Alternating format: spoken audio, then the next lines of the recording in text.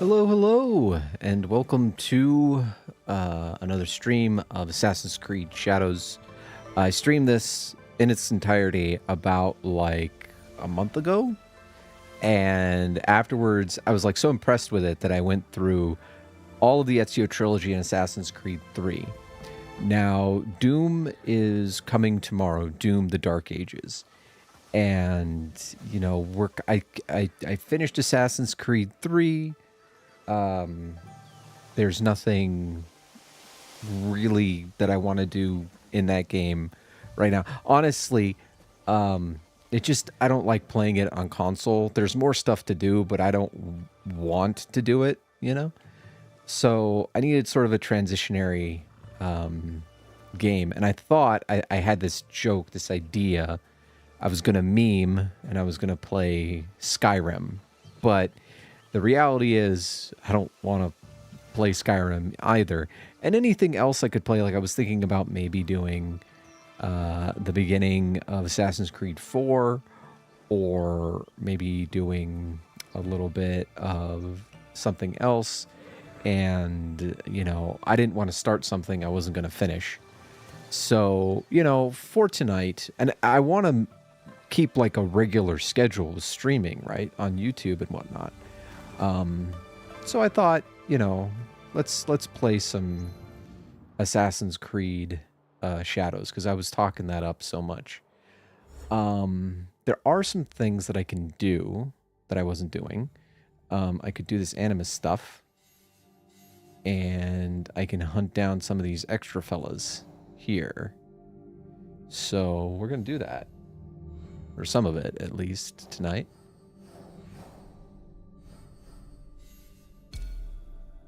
It says a lot that I want to keep playing this game.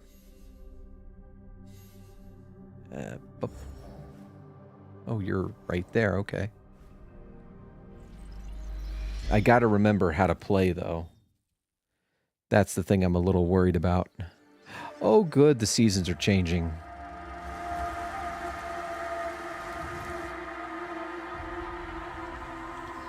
So I might suck at first. Just want to throw that out there.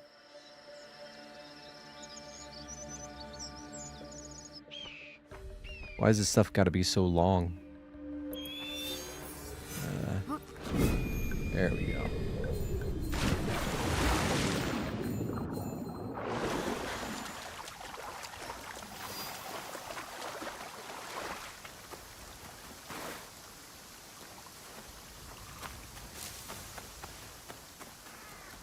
Okay. So we're going this way. Yep.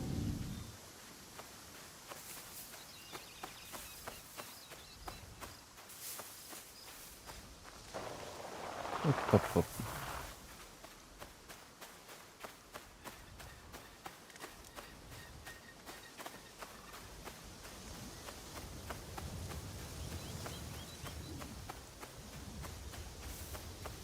But yeah, with this whole thing of YouTube and streaming and everything, I feel like consistency is key.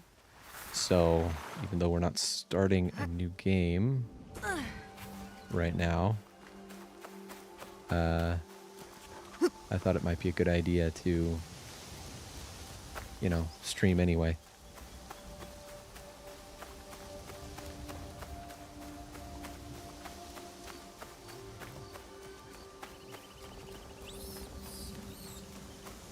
Let's see, what's my...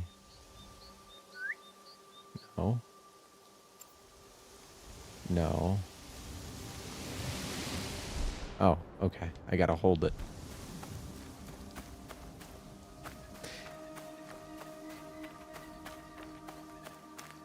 Yeah, I have like amnesia when it comes to button control prompts, and it always takes me a little while. Pretty sure that this is like, yeah.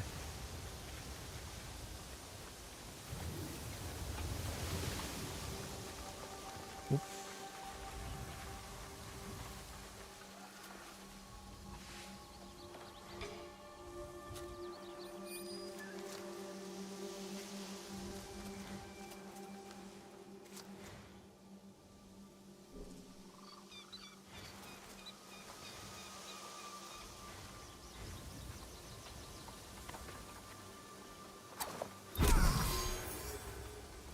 That was pretty easy.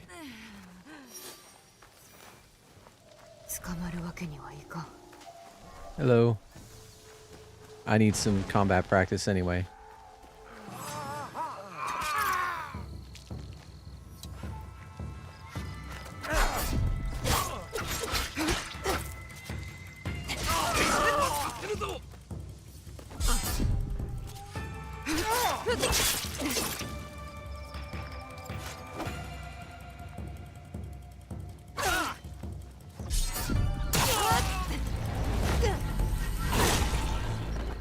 Yeah, the combat just feels really good. The combat feels really good. I don't know what to tell you. Let's see. There should be stuff to get in the quote-unquote store. Exchange. What does this do? Oh, it's an ally outfit. What's this do? I actually don't need to get any of this. I already basically have it. Vulnerable impact. No. No, I don't need any of that shit. Okay.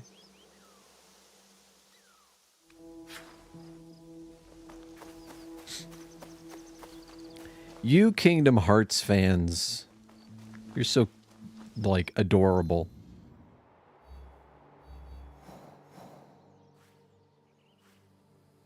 Imagine being a Metroid fan. Having to wait 20 years for a new game sometimes. Let's see. Okay.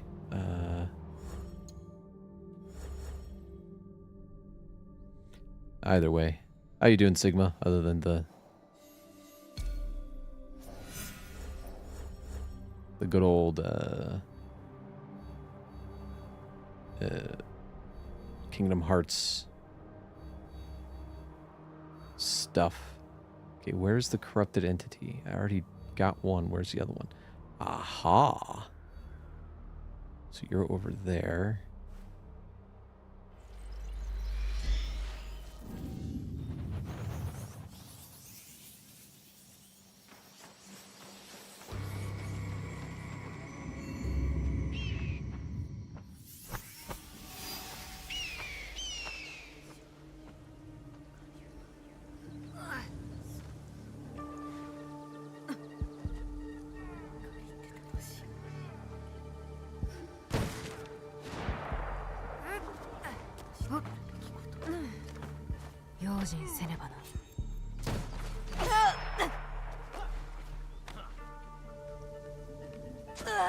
Oops.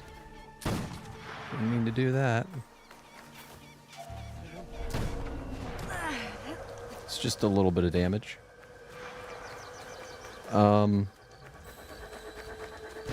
If you just got off work... Oh, that's right, you're working at a bar. I forgot about that. I still conceptualize you as a lifeguard.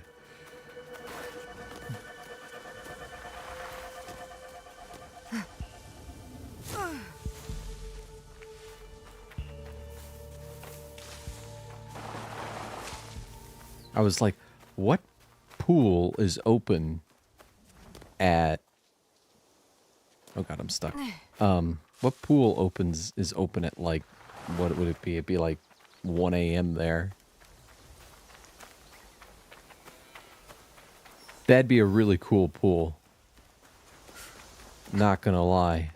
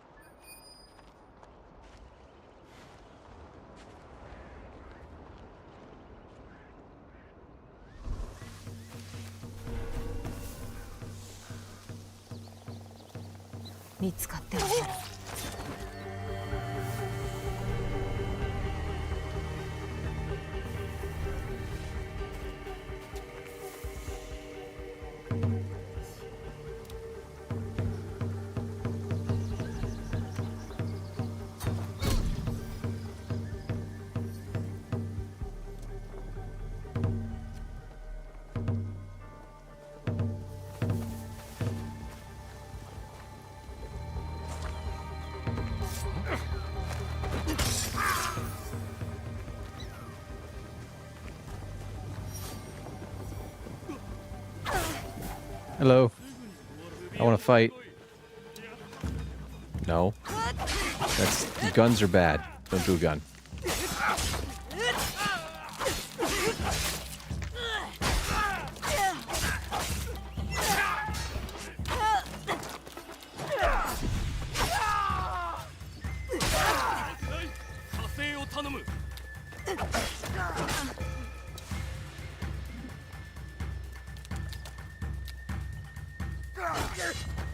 Damn it. Too early.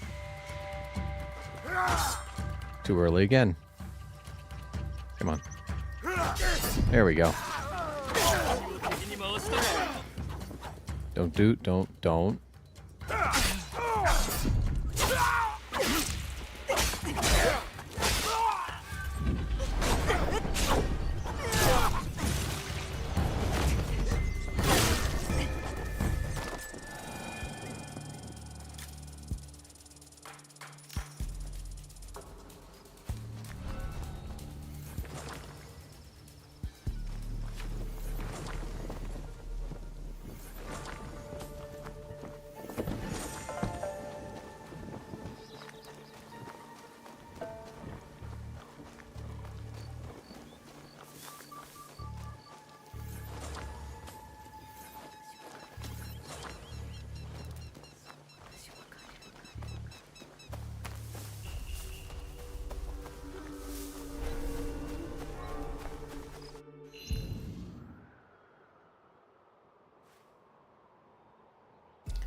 Ooh, a Kakariko, okay. I didn't... Ooh, where? Where?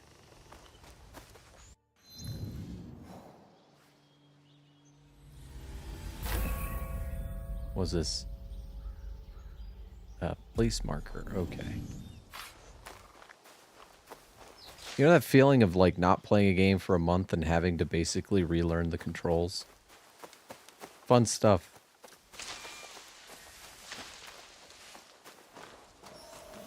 Oh, hi.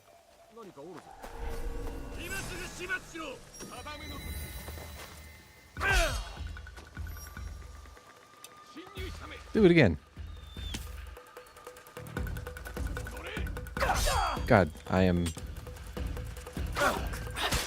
Ah! There we go.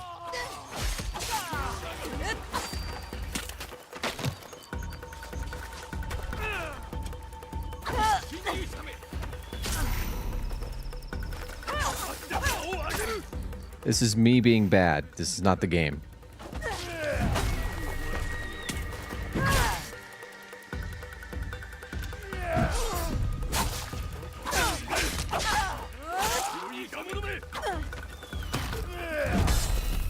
God. Dang it, me.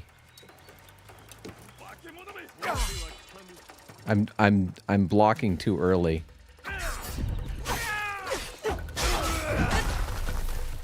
Or not at all.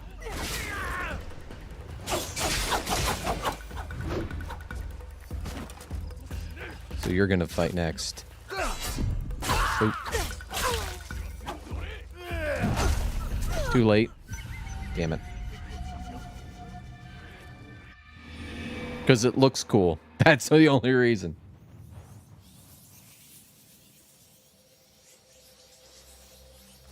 But that was 100% me being bad. That was not the game. That was me being mad or being bad. Let me try again. Like I said, I'm getting used to the... No, we'll wait. We'll wait for you to unstun a little bit. Come on. Okay. Come on. Too early. Too early. There we go. That's a little better.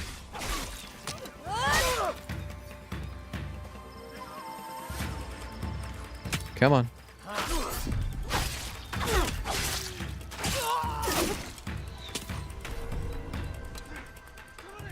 Okay, you're the real test. There we go. There we go. Bam. Just got to get in the rhythm. Which I fucked up there. You just... Bam.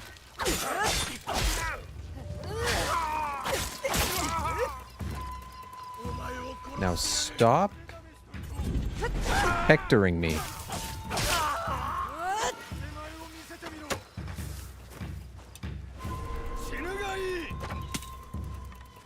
Come on. I'm too close. You gotta use your thing. Aw.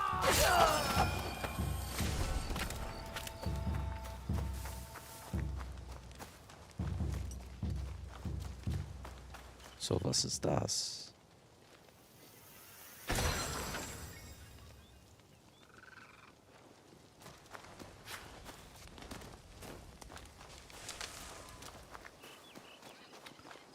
Yeah, the combat just fucking blows in that game.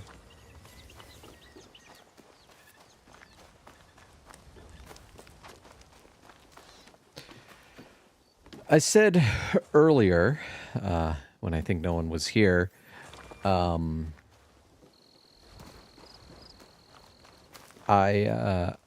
so tomorrow I'm going to be playing Doom, The Dark Ages. And I thought of memeing today and playing something like Doom 64 or maybe even Doom Eternal or maybe even like Skyrim or something. And I decided not to because I didn't want to like start something that I wasn't going to finish. And like I'm an endgame in Shadows and I want to kind of want to keep playing it a little bit. So I thought, why not? Let's play some Shadows. Oh boy, tournament. Oh, it has to be Yasuke, doesn't it? Or can it be her? Find out.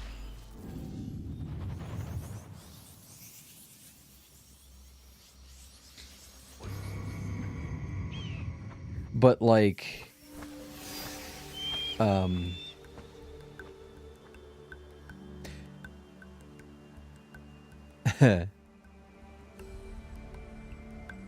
wrong. I need to go this way. Right. Forgot. But like, I like this so much that I went and played through Assassin's Creed, or all of his Ezio trilogy and Assassin's Creed 3, and I come back to it and I'm like, no, this is actually like really good. This is really good. Like, I'm relearning the controls a little bit, you know, getting the timing down and whatnot. But like, I don't really have any complaints with this game, to be honest. I mean, aside from the story being a little bit.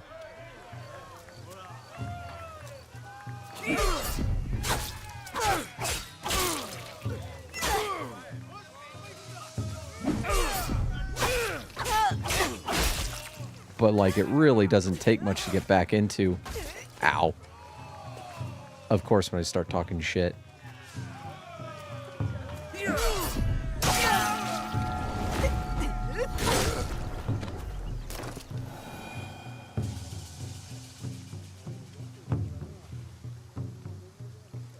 You know what? I'm gonna switch to my poison build for funsies. Yeah. This one's kind of neat. Oh, but I have to go to the mastery. I wish that they saved your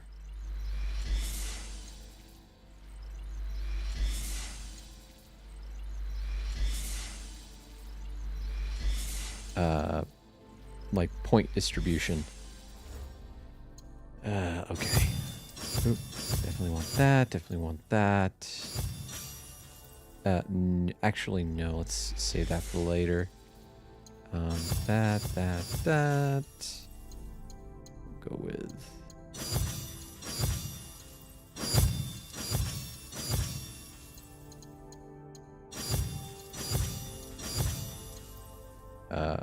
Okay. Okay.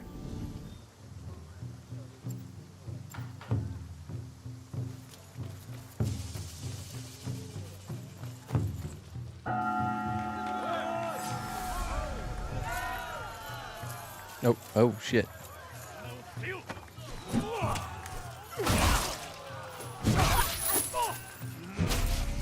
Stop that. Son of a bee.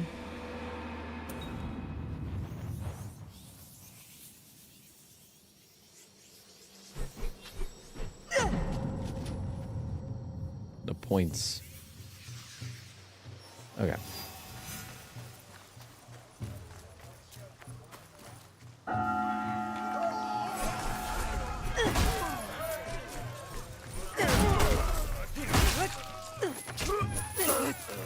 Damn it. Yes, you stay sickly.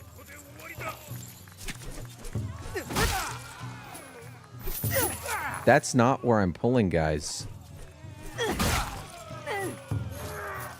There we go. So I can do this.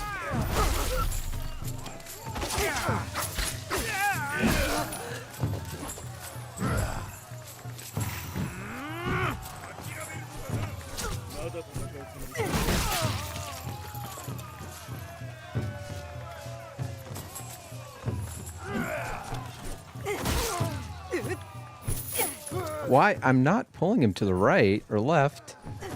I'm pulling them towards me. I swear to God.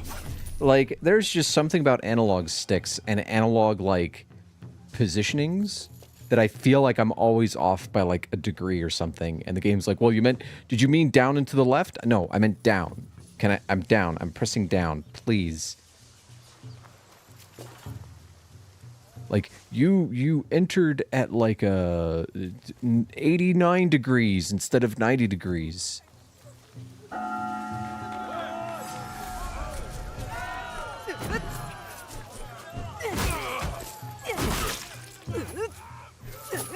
See, I'm not, like...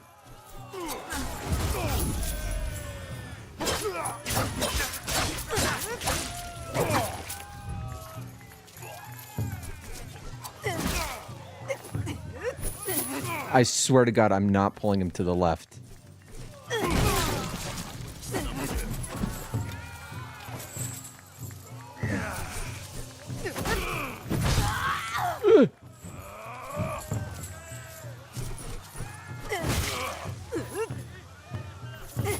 Why? Why are you going like... for God's sake, dude.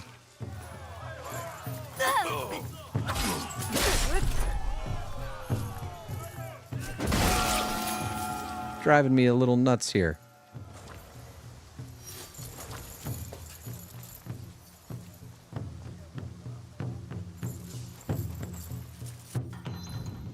Okay.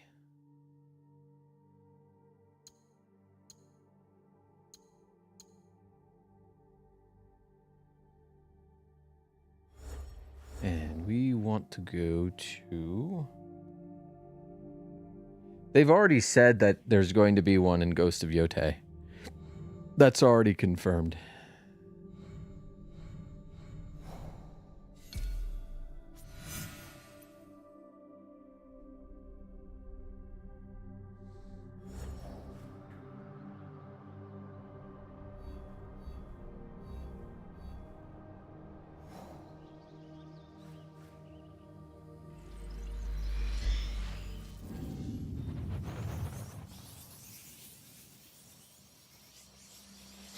I feel like I'm not showing it off properly.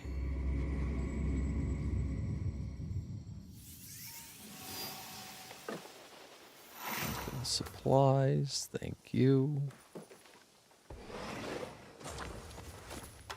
We're in good old Obama.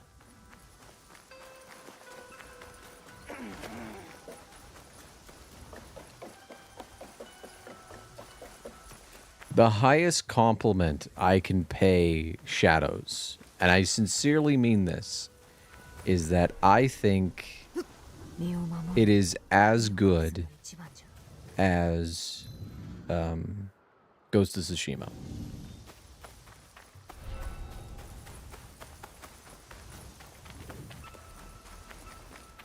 Like, they do some different things. And they are different experiences. But like they are of the same quality. No, no, no, no. You didn't see anything. Oop, can't climb that, I guess. Or that.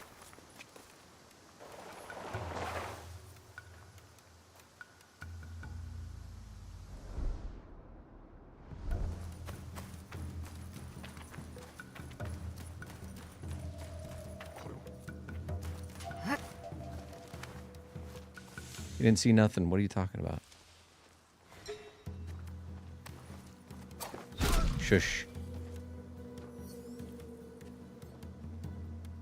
Okay, where's the dude who saw me?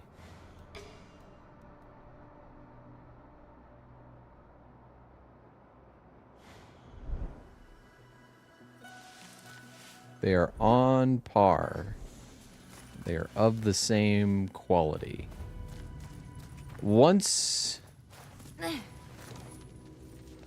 Well, I'll say that Shadows has a rougher intro because you have to... like, if Naue at the beginning gets caught in combat, she's kind of fucked, to be honest. I mean, like, not completely fucked.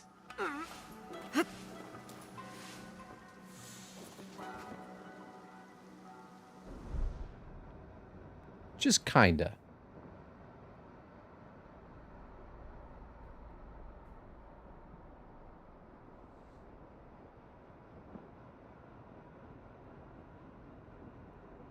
You know, as I was playing this and streaming it, when I wasn't streaming it, I was kind of playing Ghost of Tsushima for the sake of comparison.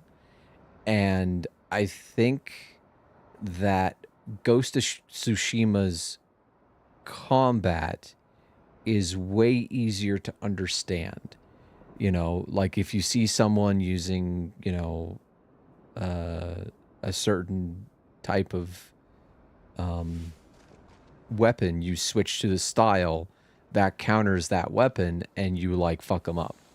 So it's very accessible insofar as its combat is concerned. And so like, and I think that, you know, that accessibility makes Ghost of Tsushima easier to grasp on the front end of things.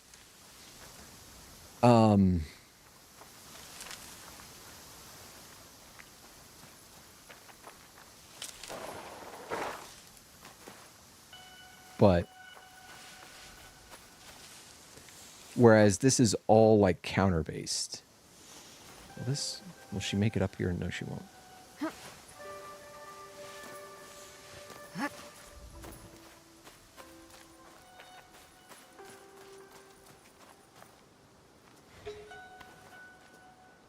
She's too far away.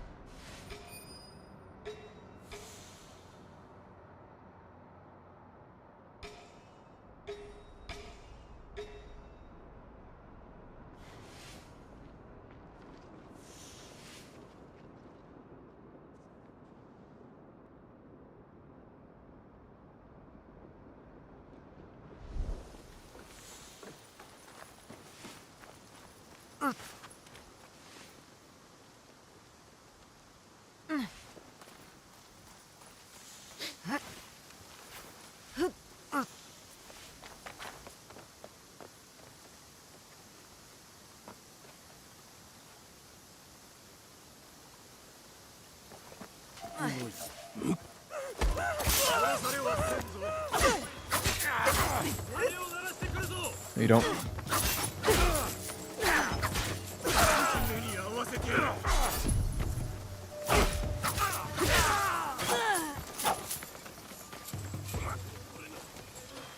Oh.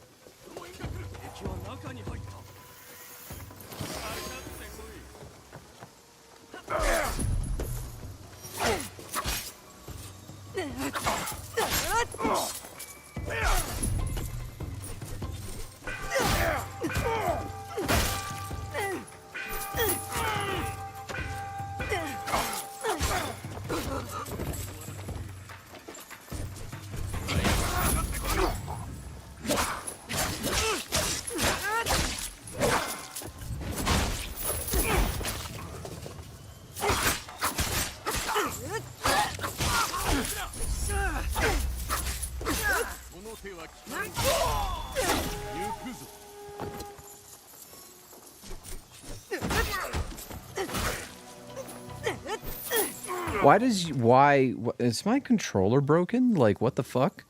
I swear to God, I am not pulling it to the left. I don't know why. They keep, because it was working when I was...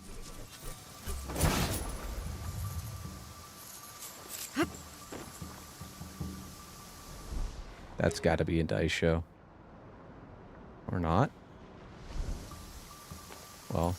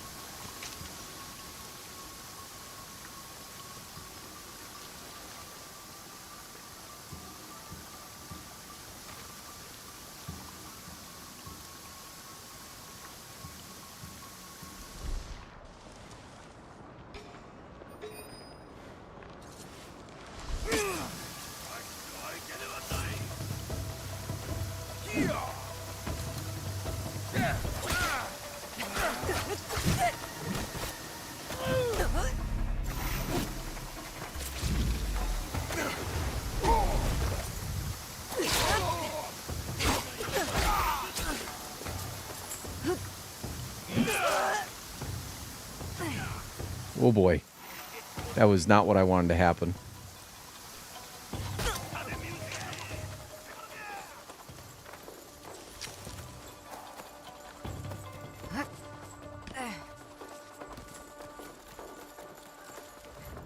Okay. Are you guys gonna come down here?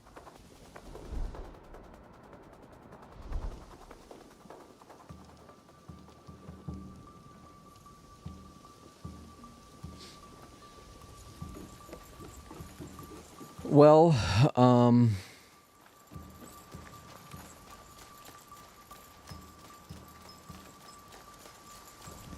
like I said, they do different things.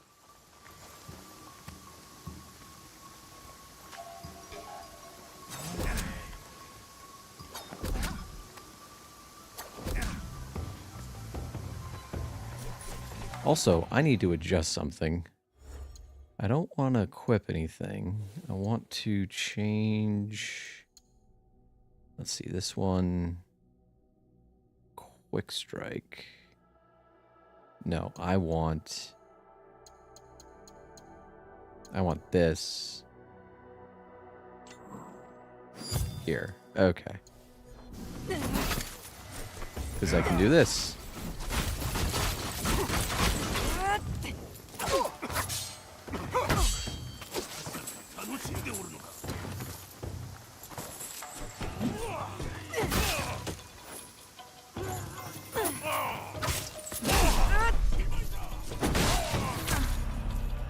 Oh boy, I might die. Again.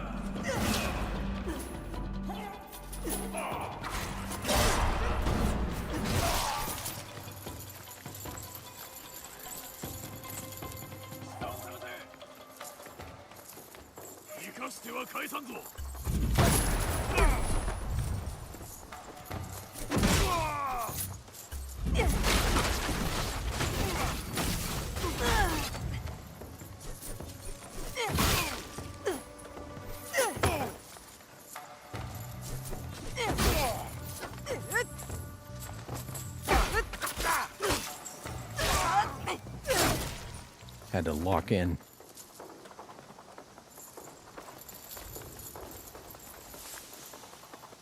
Yes, this build is much harder. Hmm.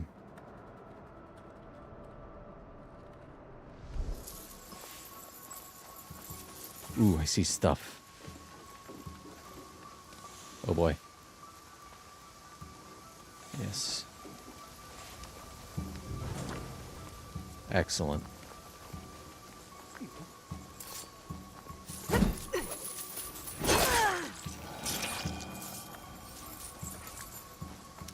Excellent. But I'm going to go back to the other build. And then we go back to mastery. Get rid of all this Kusarigama stuff. Oh, damn it. Well, whatever. Katana. Katana is nice.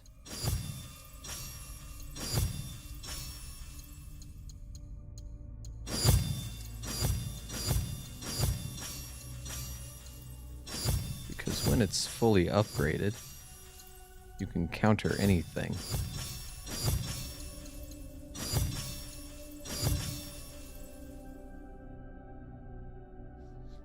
And let's see.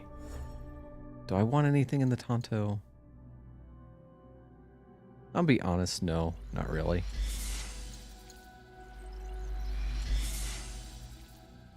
Cool.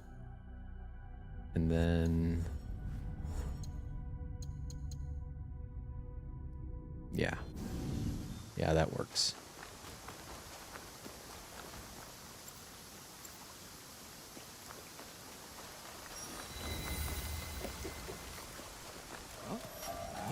Hello.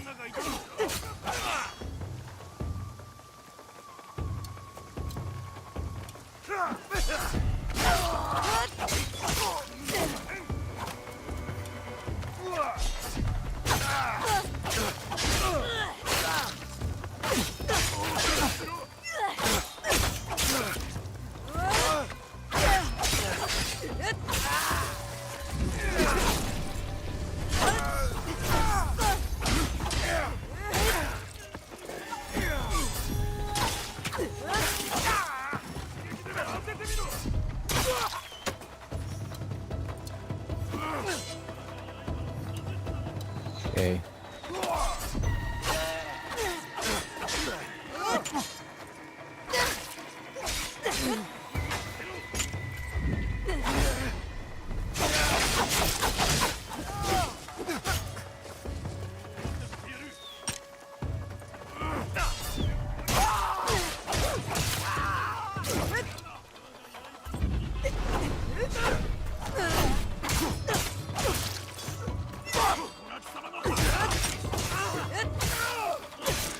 There we go.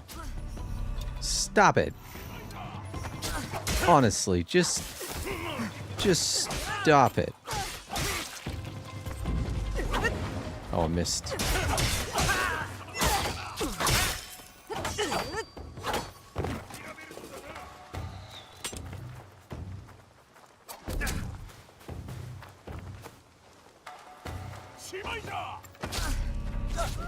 What?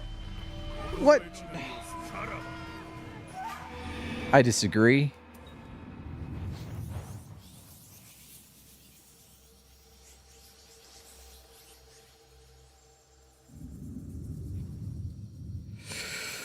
Okay, let's try that again.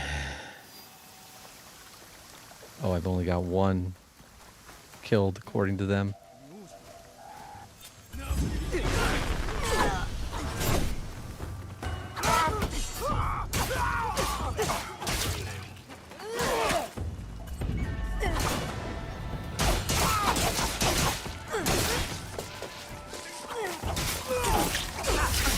No, you don't. No, you don't. Okay, let's get the fucking archers first. Wow, you do a lot of damage. Okay, you've got to be... oh my god, there's so many of them. That's why.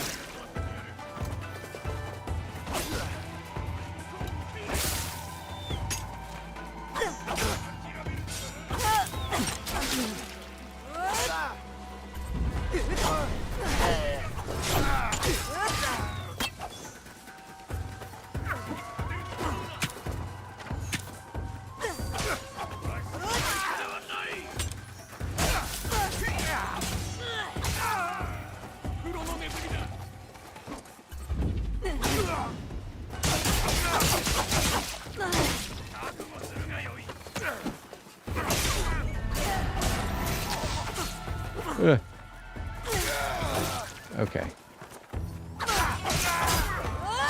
Okay. Well, okay. Okay. You're archer too, aren't you? God, there's so many fucking archers.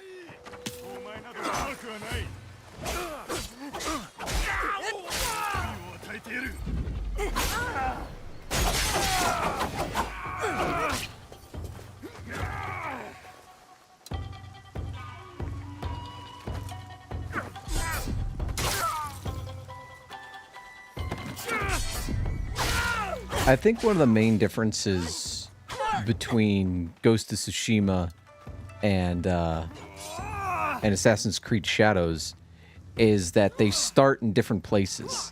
And by that I mean, like, Ghost of Tsushima, you start off as a samurai, right? And then you sort of become the ghost. It's like, I forget at what point, but you do get like a... You get like the ghost outfit, you know, and then you can fully sort of lean into stealth and all that jazz. This game kind of starts you off in the opposite way. You start off as like, you know, the stealthy assassin, and then you can become more melee oriented. Like, Yasuke really is sort of the samurai fantasy, right? But he sucks at the stealth. He sucks at the parkour, you know. So, like, Ghost of Tsushima starts off as a samurai game and becomes Assassin's Creed. Shadows starts off as an Assassin's Creed game and becomes a samurai game. Also, Ghost of Tsushima is largely inspired by cinema. It's largely inspired by, like, Kurosawa films. There's even, like, a Kurosawa mode, right?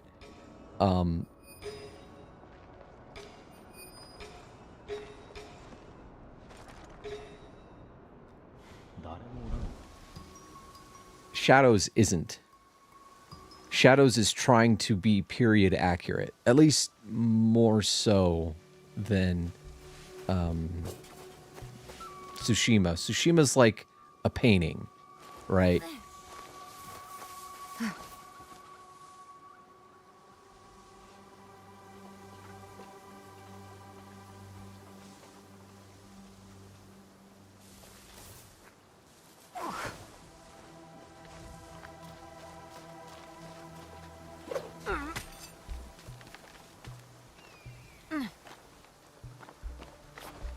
I mean, like, some of the architecture that existed in Tsushima, or in Ghost of Tsushima, didn't actually exist in real Tsushima. It's just the architecture that we see in samurai movies, right? Which is fine. You know. Like, I'm not poo-pooing it. I am poo-pooing people who got mad at this for historical accuracy and then talk about how good Tsushima is. It's like, well, you pretty obviously don't care about historical accuracy. That's just my opinion, though.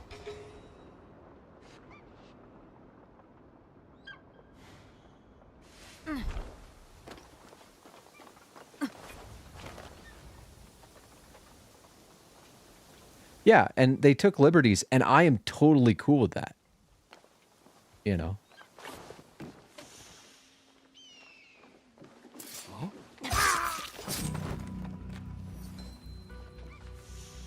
Games are about, at least in my opinion, kind of engendering a feeling. Making you feel a certain way. Shut up. Like, I'm really looking forward to Doom, for example. And the whole thing with Doom, the fantasy there is that you are, like, you are the monster that other monsters fear. That is the point of Doom. You know? Rip and tear until it's done. You know?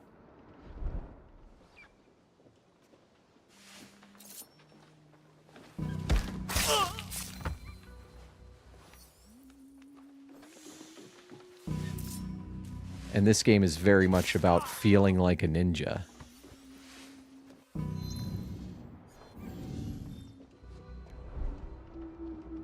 Its systems and its mechanics are all about that.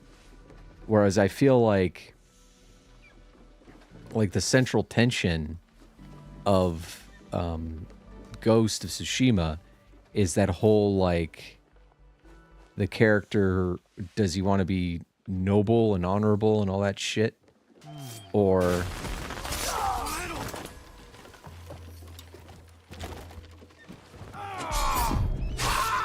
does he want to be effective? An effective, like, guerrilla warfighter, you know? And, like, what is the more honorable thing? To, like, walk up to your enemies and be like, hey, I am here, blah, blah, blah, and then die, and then everyone you're supposed to be protecting dies?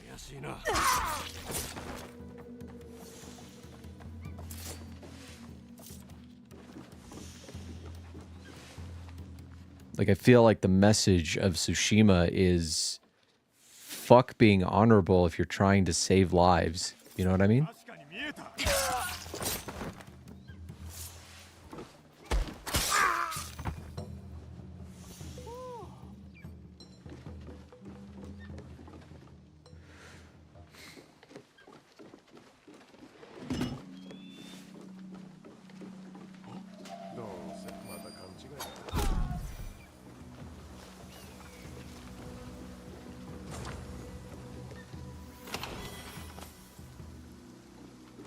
Where is this? There's a guardian. That's not the...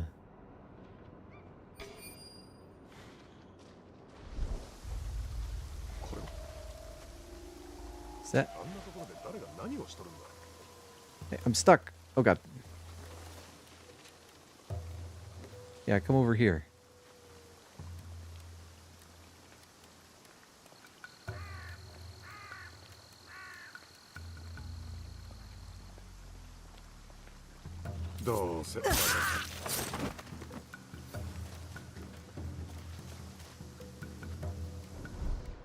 See, I have not been playing Naue the way she's meant to be played. She is meant to be, you know, assassin. Not...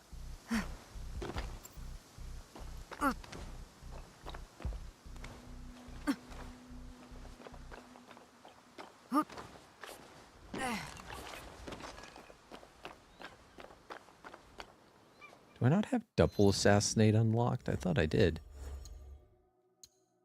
It would be in assassin. No, it should be unlocked. I don't know what the deal is. There we go.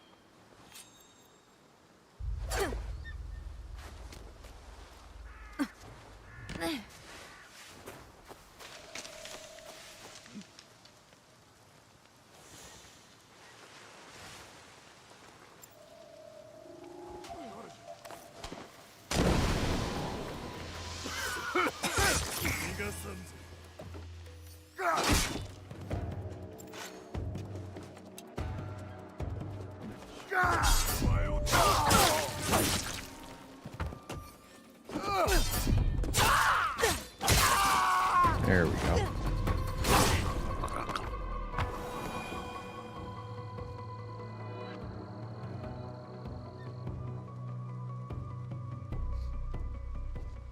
Yeah, exactly.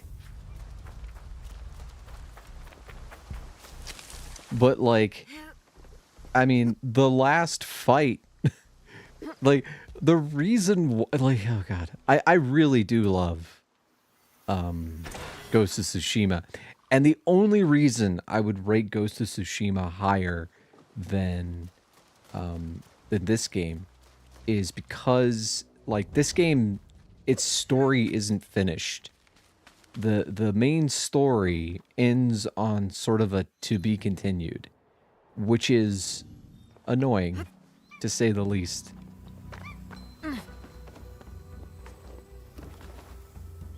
So, like, but, like, it's good enough where I'm definitely getting the DLC. Hi.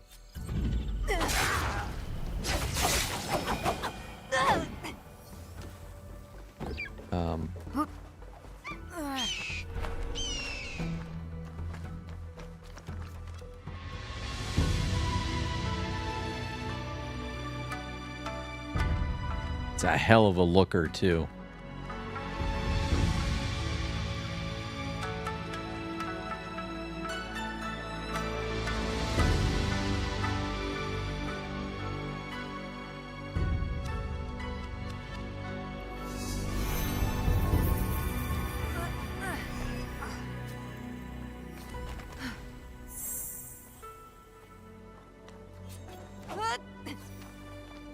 But Tsushima's story is so bloody good.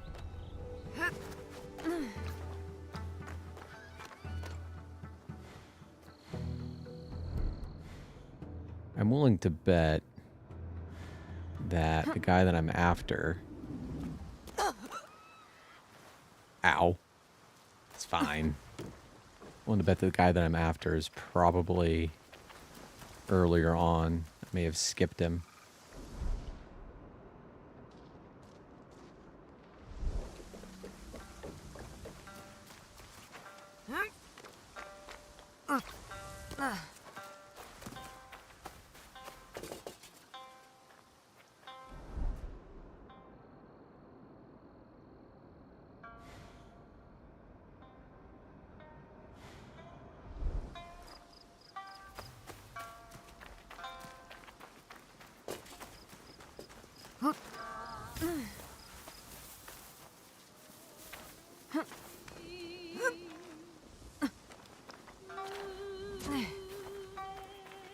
Oh, this is where I came from.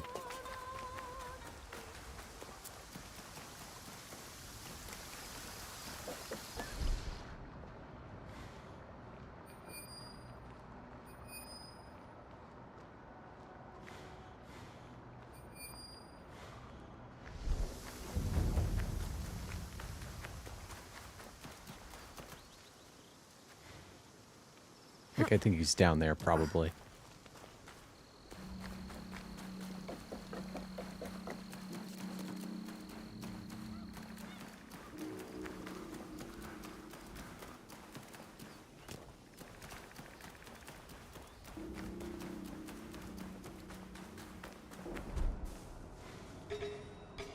Yep, there he is.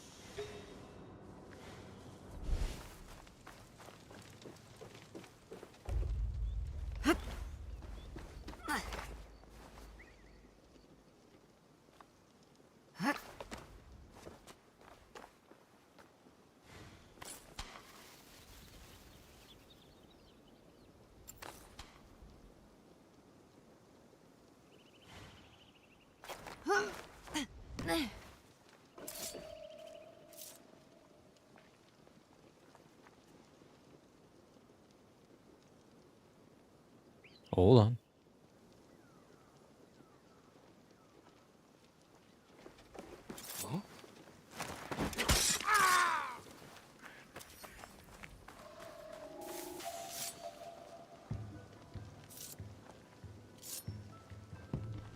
Damn it.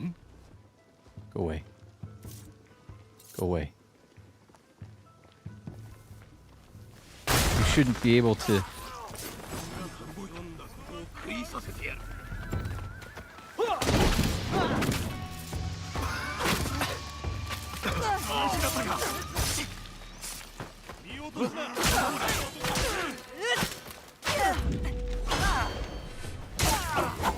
Takes care of you.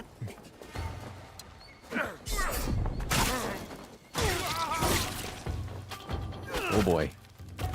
You're a big fella.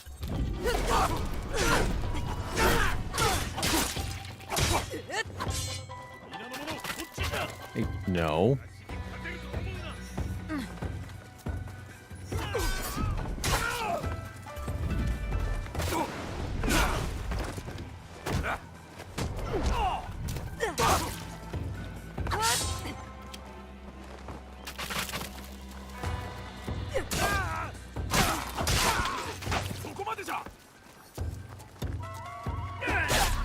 Uh.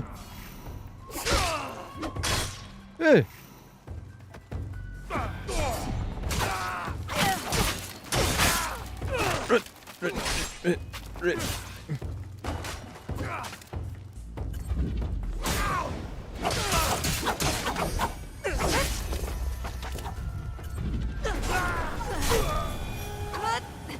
Oh boy.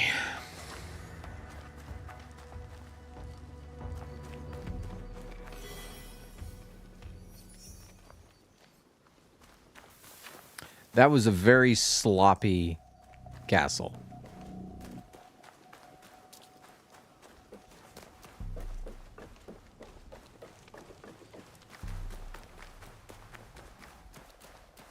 Look, I played through Last of Us Part 2, and I'm going to be real honest with you, I actually enjoyed it. That being said, I did not enjoy it more than Ghost of Tsushima.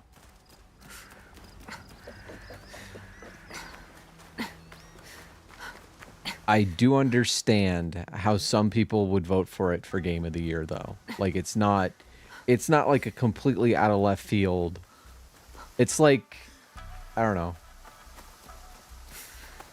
But sometimes that happens in award shows. Like, I'm pretty sure Tarantino got snubbed one year for something. I forget which one. Like, there's a bunch of movies that should have won Oscars that didn't. I still don't. I still think that Chicago didn't deserve the Oscar that it got that year. But, you know, what do I know?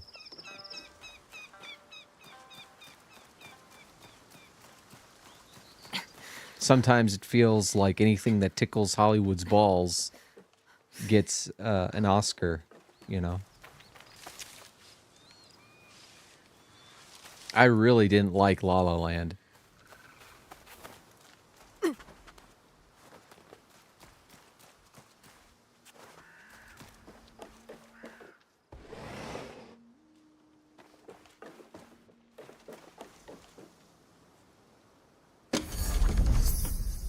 Ooh.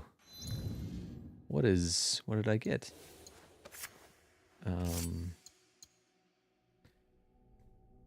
2 health segments removed from Double Assassinate. Since I'm just using it for Double Assassinate. Yes, please.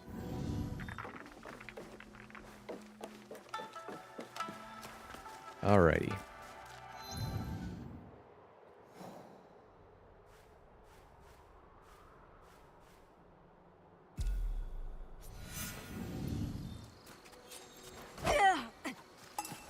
Now I need to get away from this castle.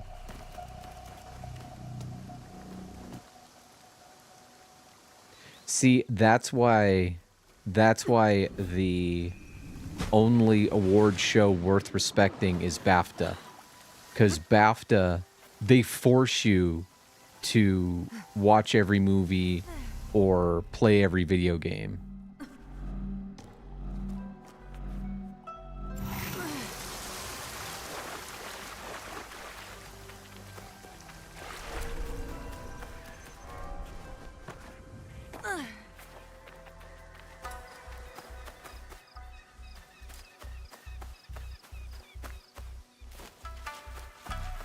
See, like, a good example of better or worse when you compare Tsushima and Shadows is like the foliage in Shadows is placed in a more naturalistic way, which means sometimes it's so dense that it's difficult to navigate through or see anything.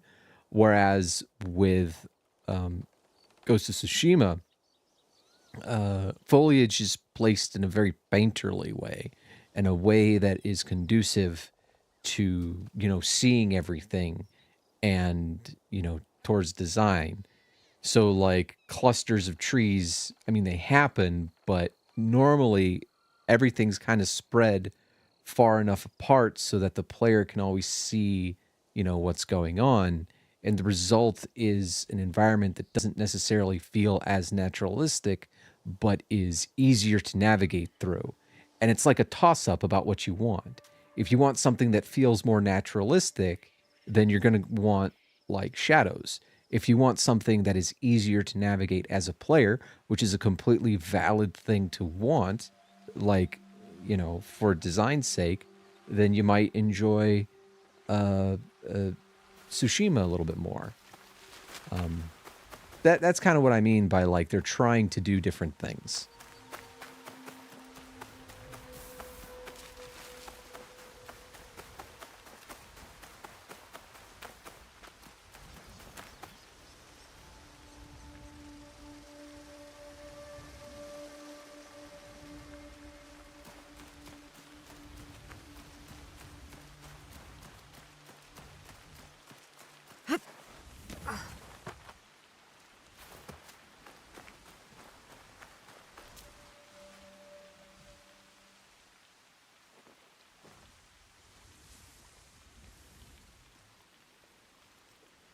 Okay.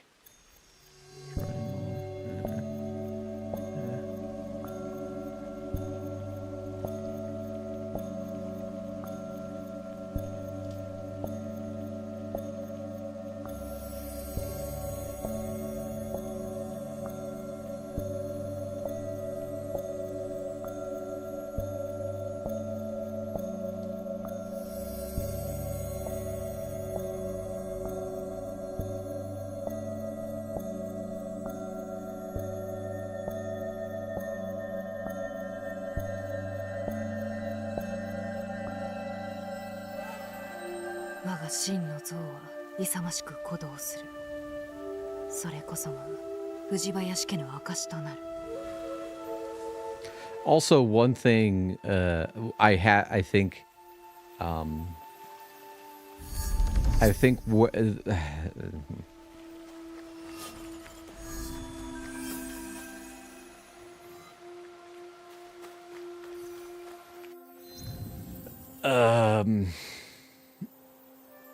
I think one thing that both games have in common is that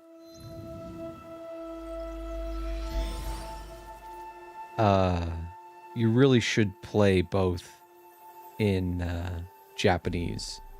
You know what I mean?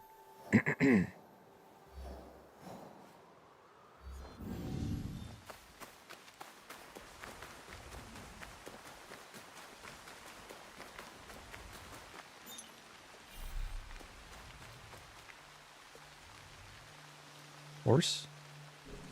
Or is it this one? That's a horse.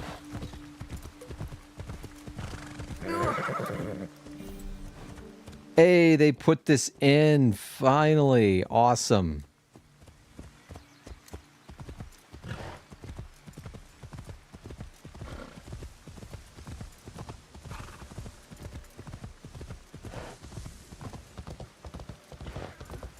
Because, like, if we were honestly, if we were comparing English voice acting in Tsushima and English voice acting in Shadows, Tsushima kind of crushes Shadows. Like, the English voice acting in this game is bad. The only one who turns in, like, a decent performance is Yasuke. And, like...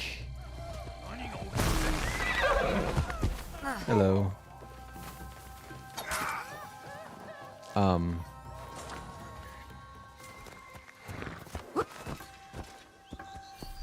With Naue, it's hit or miss. Sometimes she's really good. Like, I think during the emotional scenes, she kind of locks in and does a good job. But, like, through the rest of the thing, it's like, eh. And like, Assassin's Creed Origins, the guy who played the main character just knocked it out of the park in every single scene. He was so good. I mean, Ezio knocked it out of the park in every single scene, you know.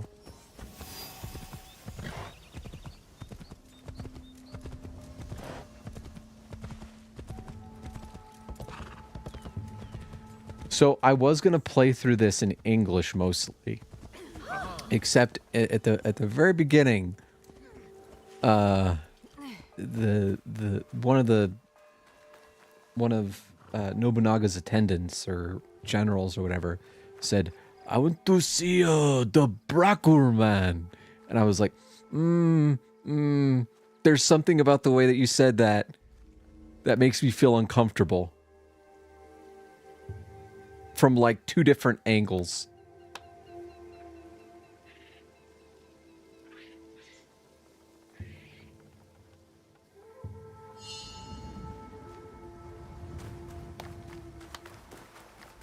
Okay, where's the other one?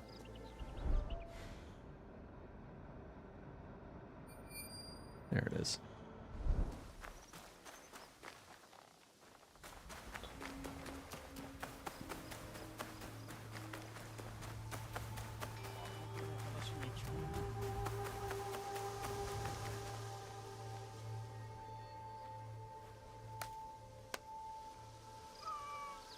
I mean, I don't think he was a retainer though. Like, Yasuke plays a retainer. Or was a retainer. This guy was like... in fact, I can show him on the objectives tree. If I can find him, maybe. I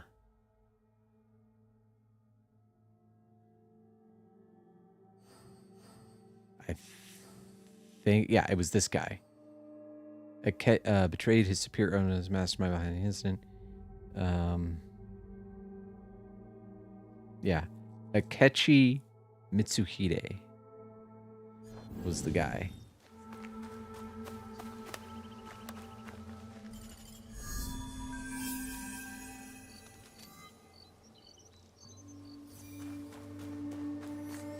So here's the thing. I did some research and, you know, they did that thing that they normally do where, so there's this point where Yasuke kind of disappears from history.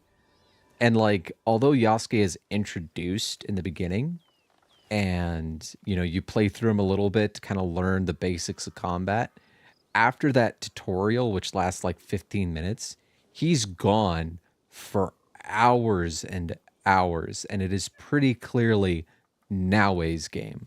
Like this is Naoe's story, and like he has a side story that's like compelling and interesting and involves the Templars. It's very well done, but he's like not the main thrust of the narrative.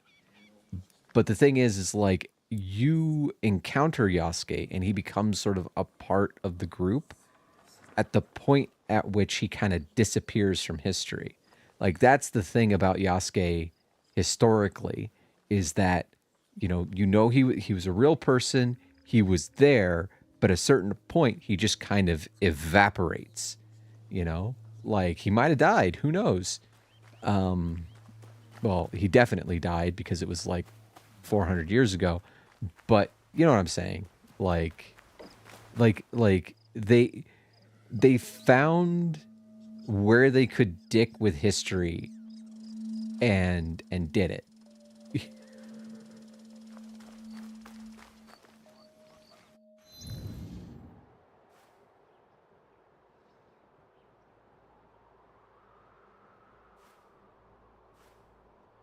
And I kind of appreciate that. So for this one, we're going to switch to Yasuke.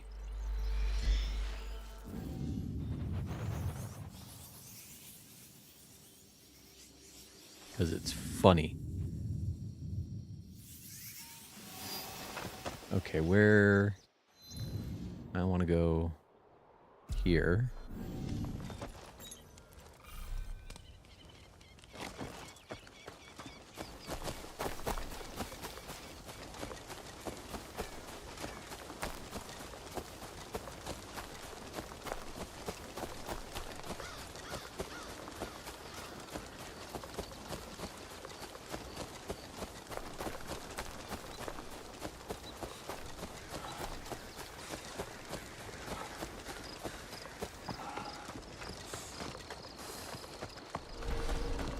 Hello.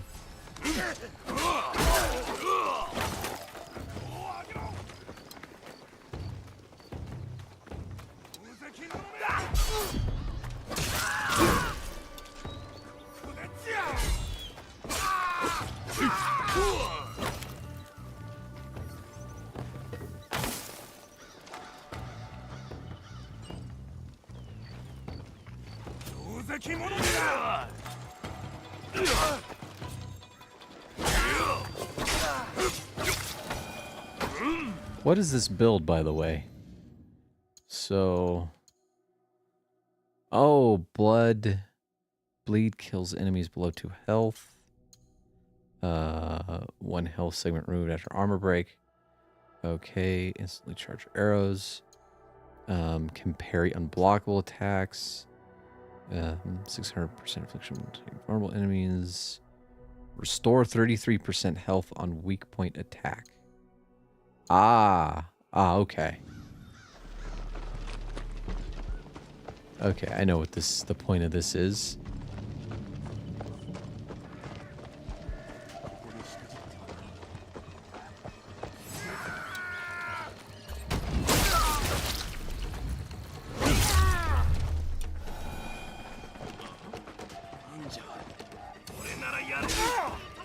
Oh, I should have brutal assassinated him, damn it.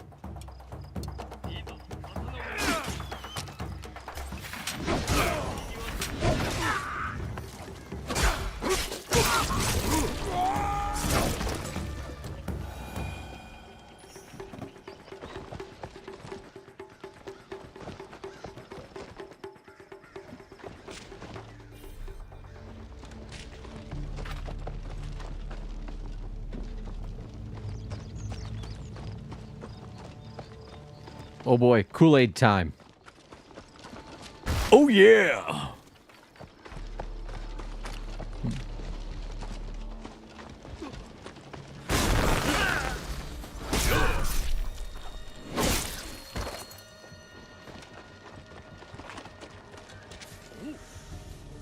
You didn't see anything. What are you talking about? This is a little ridiculous. This is a little ridiculous. Come on.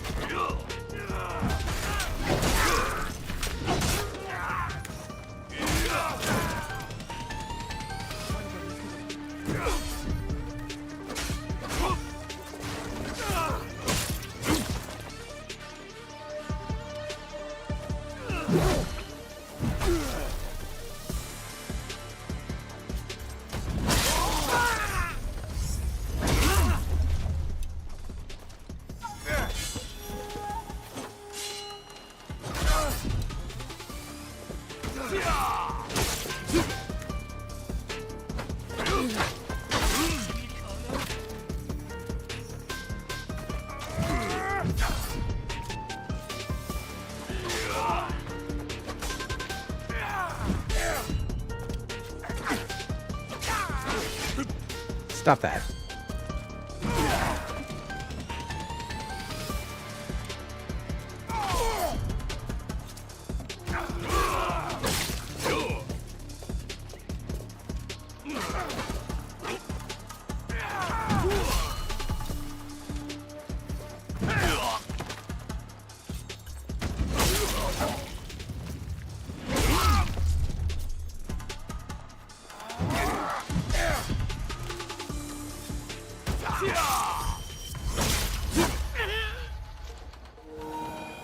No.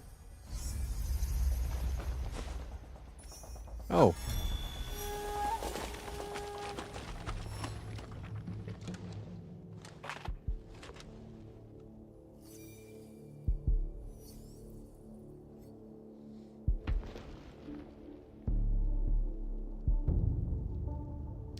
It's weird how I don't know how racist it is, but it feels a little racist that when you switch to Yasuke, the music becomes more like hip hoppy. You know what I mean? Like there's a beat to it that isn't there with Naue.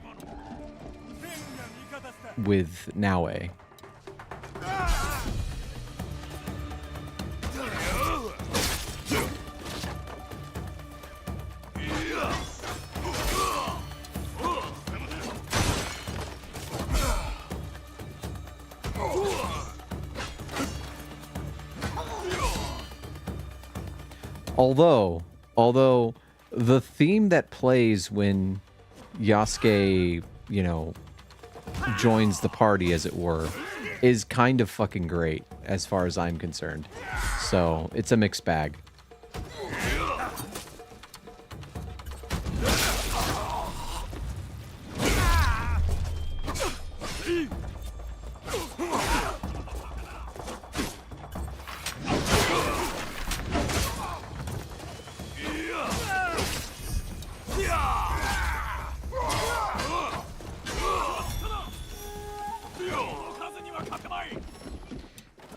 The music does, at times, take sort of a Tarantino-ish tone. Hello. Hello, bug.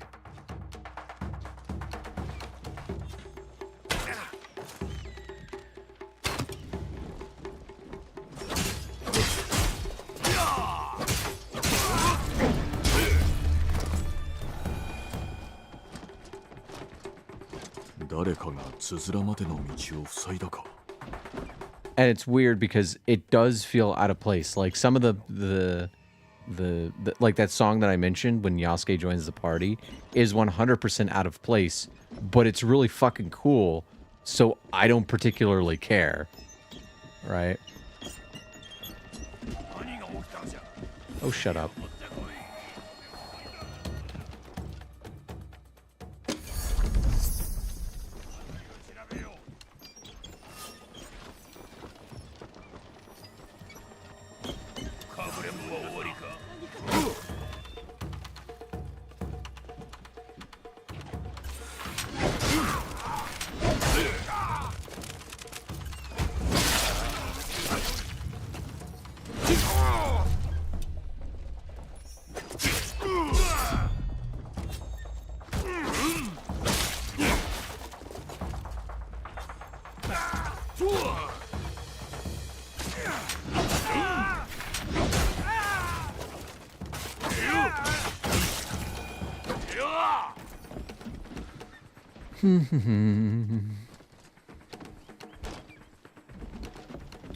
Let's move this.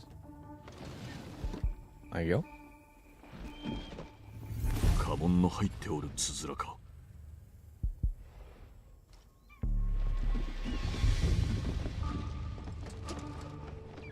Well, if you play this game, you'll get there and you'll be able to just judge for yourself.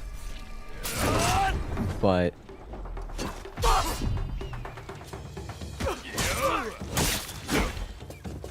I really think that the music, I mean, like, this music isn't that good. And some of his combat music isn't good. But there are some anachronistic choices that work for me. And anachronistic means out of place.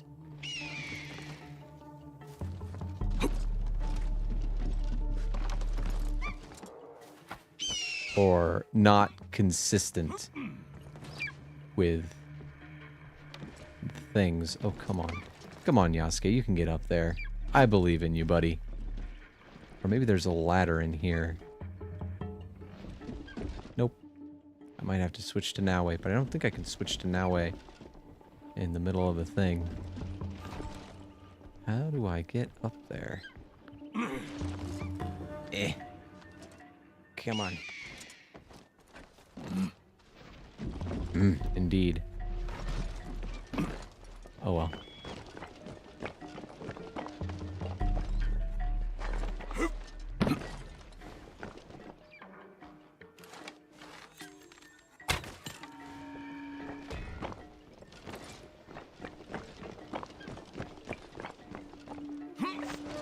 Guess I just have to go.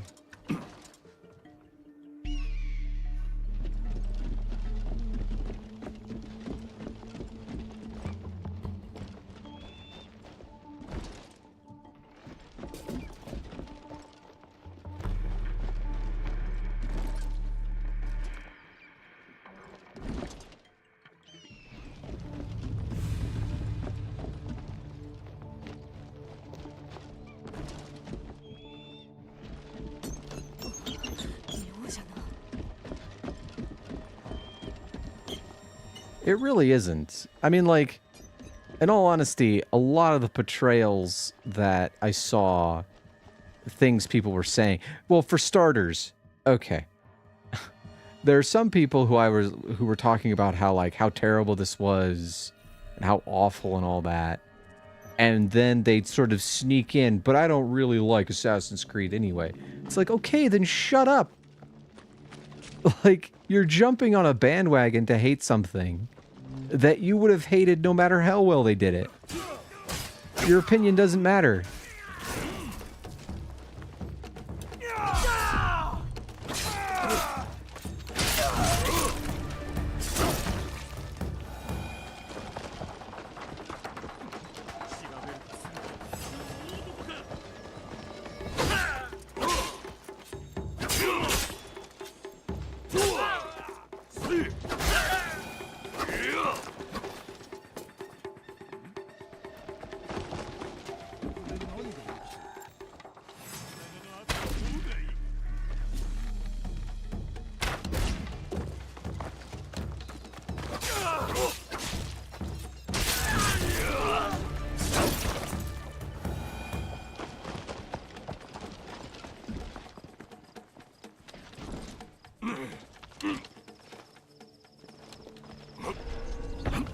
I'm gonna have to plug in my controller here in a sec.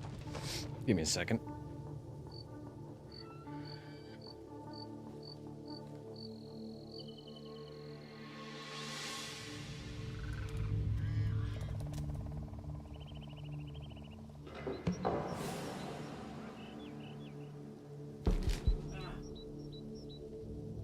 Why must the PlayStation be so far away?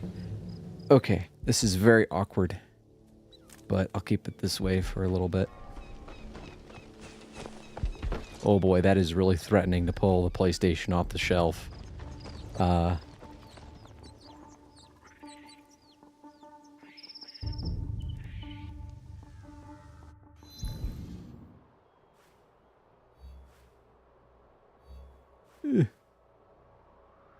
Okay, don't want to do that.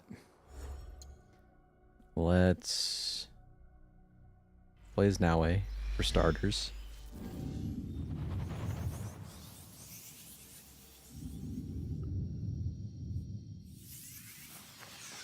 Well, the thing is that I think I have a bunch of thoughts about this game and about the narrative around it. And one of the thoughts is that, you know, there's all different kinds of people in any country, right? And, you know, there were a few, well, more than a few Japanese people who had like a legitimate problem with this game, with Yasuke, with all that. And what grifters did is they said, you know, that this game was offending the whole of Japan. When the reality is it was offending some people in Japan. And like they take things like okay, to be fair, you know, with nuisance streamers like Johnny Somali going to Japan and embarrassing any foreigner that could come there, and doing really terrible things, the official response to this was, from what I remember, was something along the lines of, we're afraid that foreigners are going to like climb like a sacred shrine in this game or destroy property in this game and then come to Japan and do that. Now, my gut reaction to that is that's ridiculous. But then you have guys like Johnny Somali and it's like, okay, maybe you have a point. And so like,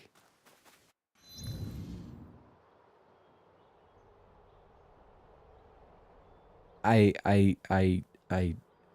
sympathize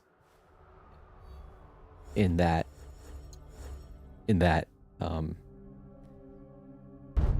oh my God, there's a group of people I haven't found. Are you kidding?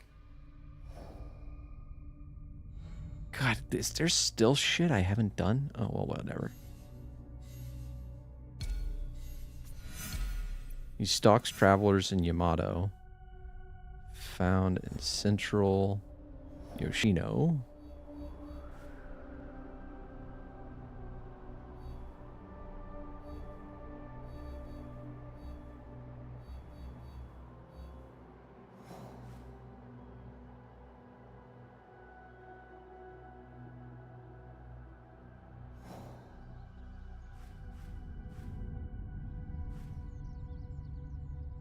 Something tells me up in here. Or not. Shut up. Don't you judge me. Maybe here? No. Okay, so it's gotta be... No. Damn it.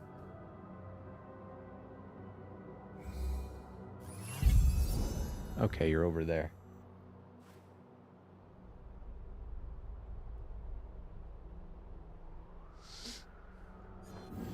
Or the guy who was doing the pull-ups on the sakura trees, you know?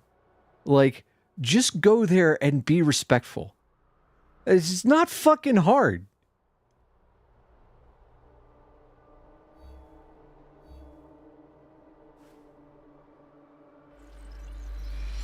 But the point is like, I can understand that concern. I really can. But that concern does not mean that Japanese people, like, hate this game or whatever. You know? The other feeling I have is that I feel like there's this... And look, I'm calling myself out with this one a little bit. I think there are certain people who fetishize Japan a little bit and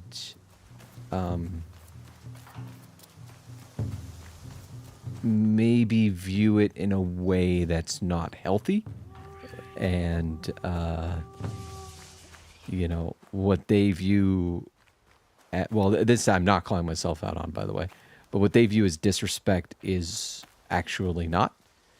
So oh, hello.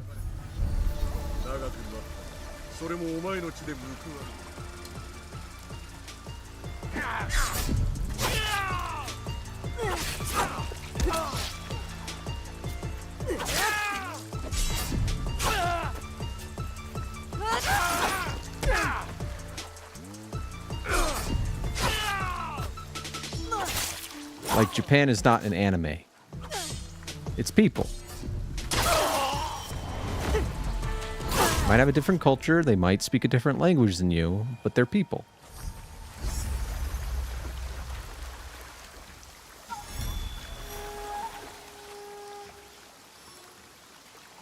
Okay, where's the next one? Oh, okay. Lurking in key.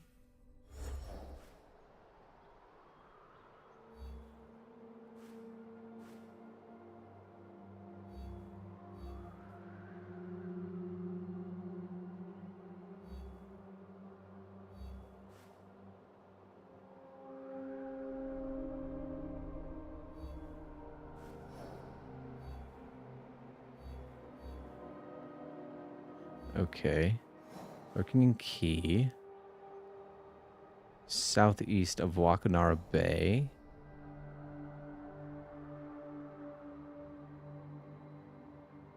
I don't see it. Oh, there we go. Northeast of Psychic Castle. I assume that that's... Oh, that's got to be Psychic Castle. So northeast, southeast, so... Oh, damn.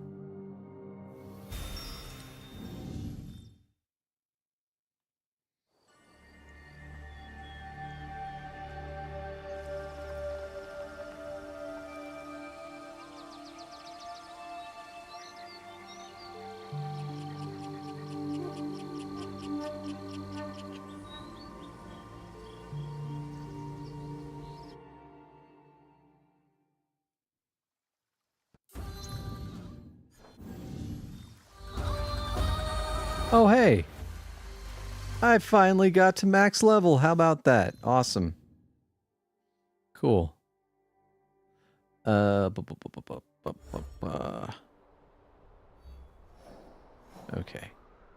So over in here.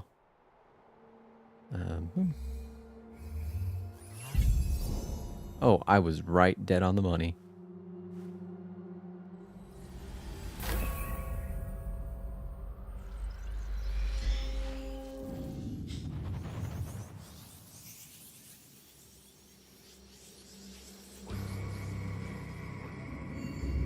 And I feel like, just to get back to the point that I was making earlier, I do feel like grifters realize that they could take advantage of people who fetishize Japan because of, like, anime and stuff. Stop that.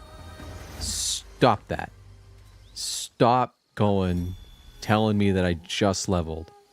Please, for the love of God, stop. Anyway. Oh, cool thing. Notice how she is barefoot. And then we go outside.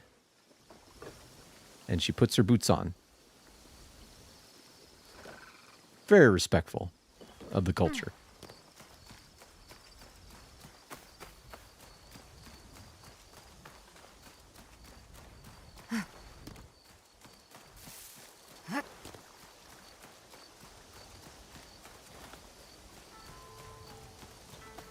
Lava, do you have a TV capable of 120 hertz? Just out of curiosity.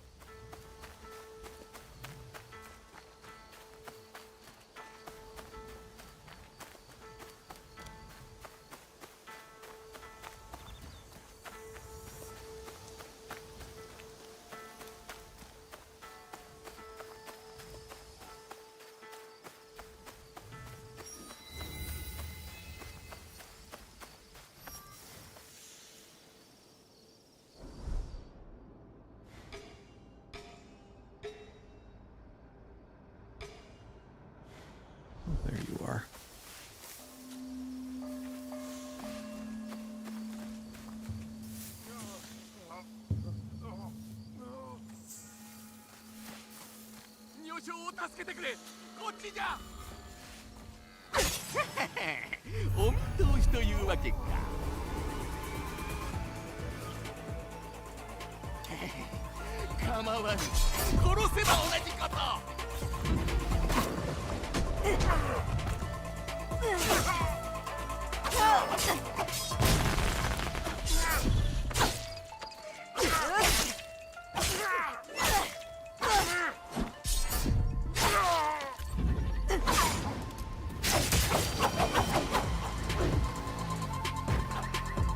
なぜそれほどまでに落ちぶれたんじゃ。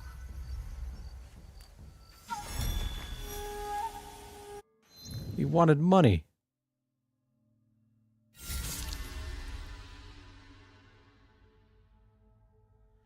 Okay. He strayed to Omi. Rome Suzuka Foothills.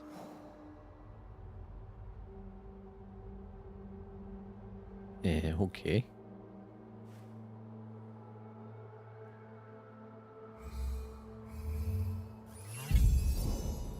What?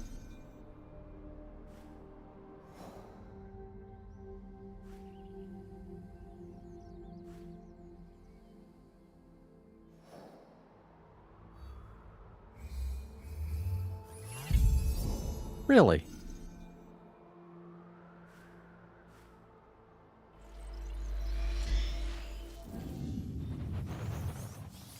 Because if you have one that can run at 120 hertz, that means that you can run this game's 40 frames per second mode. And you should 100% run this at the 40 frames per second mode.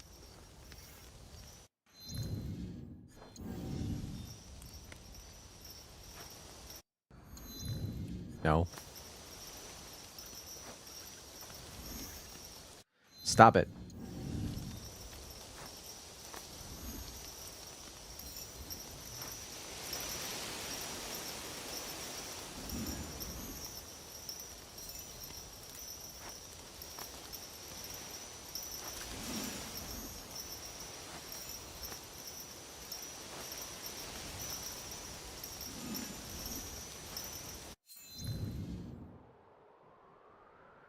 So I think maybe it's over in here. No. I don't know where that would be, though. He's not here. Maybe he's up north? There you are, you little shit.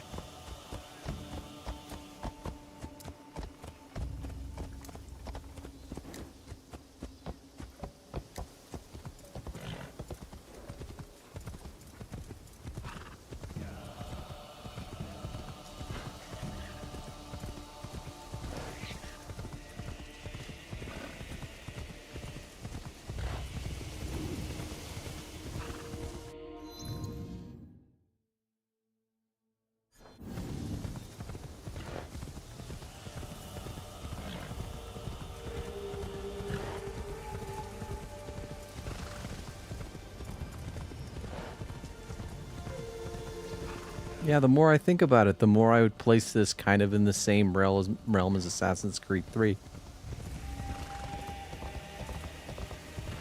I'm just sitting here like, you know, running it through my head.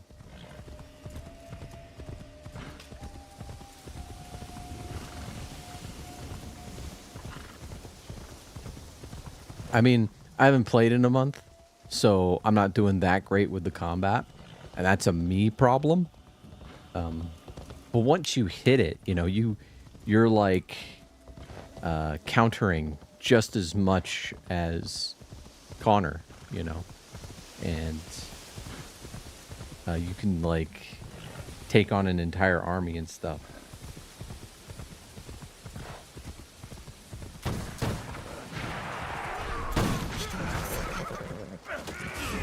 Yeah, we're just going. We're just going.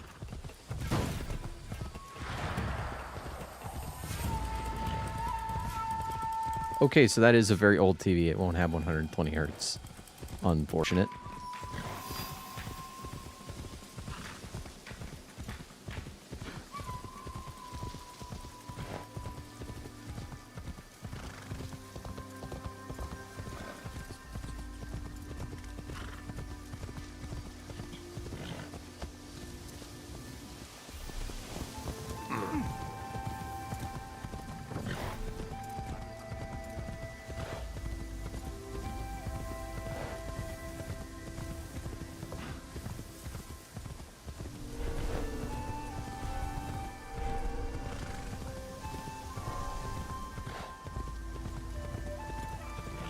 What the fuck was that?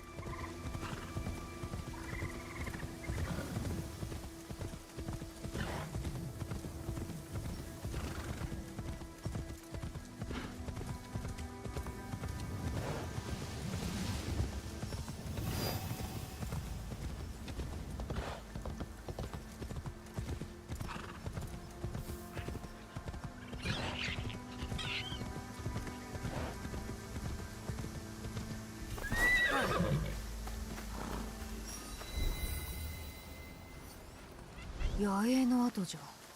ここにいた者どもはどこへ行った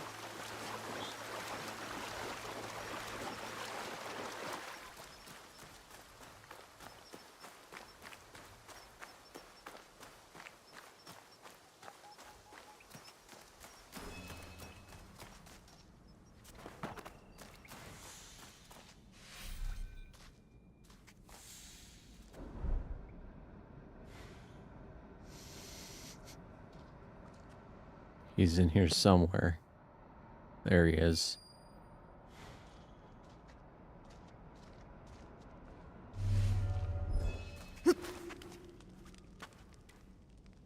Oh, I thought that would lead somewhere.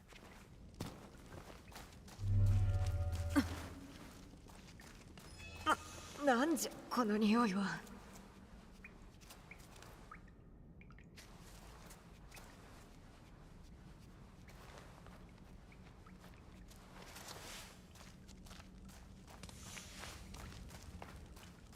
山伏のようだが、鎧を着ておるのか。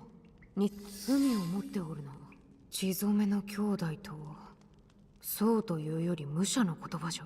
この印、これも罪なき者が無益に殺された証。Man.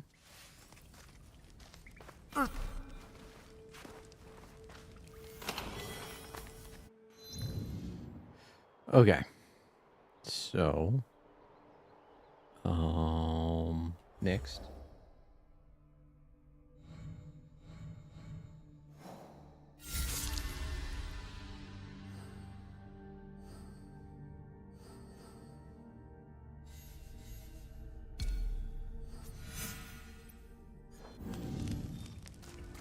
This dude's an Iga. どのムクロも男ではないか。Huh. Or,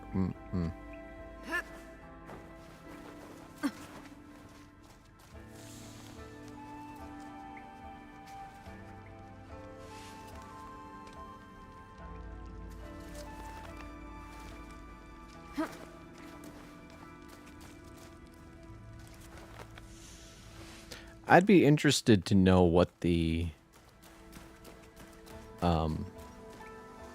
delay on that TV is.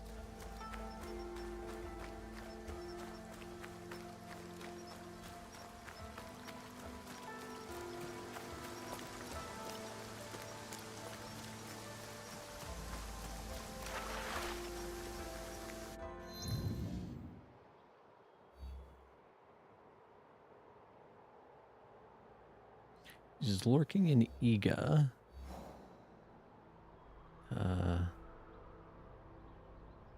Mibuno Vale. Shinobi Training Ground. Let's Place a marker.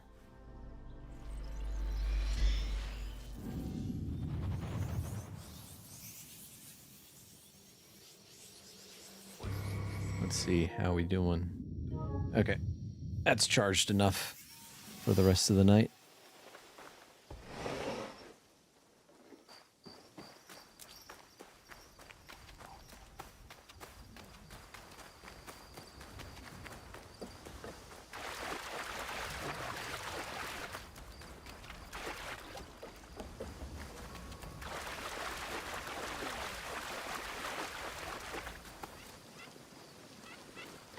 I think it'd be funny. I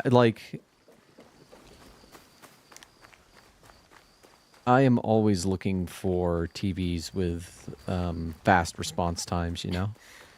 But I want like a TV, not like a gaming monitor.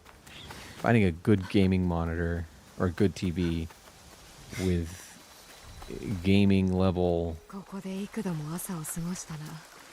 明けやらぬ自分から。じゃが、やりたい稽古はできた。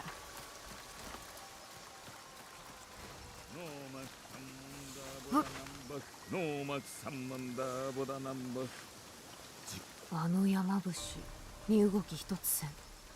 たとえ修行だとしても、どうも様子がおかしい。病か。周りに散らばっとるのは何じゃ。もっとあたりを調べよう。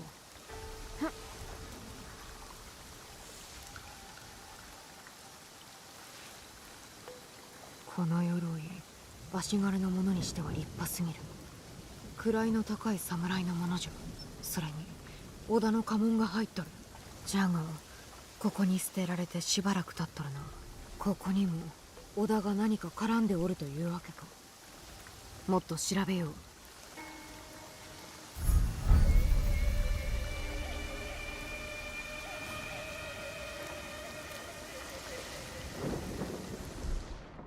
What else am I looking for? There's my guy.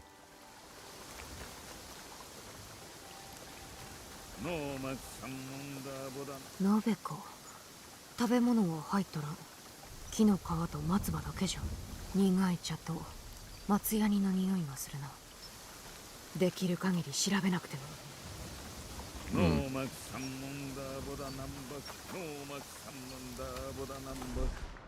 地獄より救いたまえ。ノーマク三万ダボダ南北。ノーマク三万ダボダ南北。こんなに文が何かを知らせるもののようじゃな。そしておびただしい数の印。この偽山伏ども、多くの命を奪っておる。All right, buddy. 偽山伏が苦行に身を投じたというのか。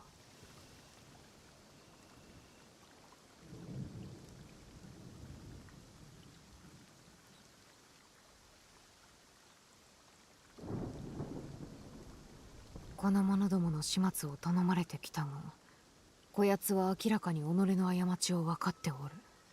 己が道を歩み、いずれは死ぬだろう。Okay, so that's a spare. Fine. Fine. Take away my fun.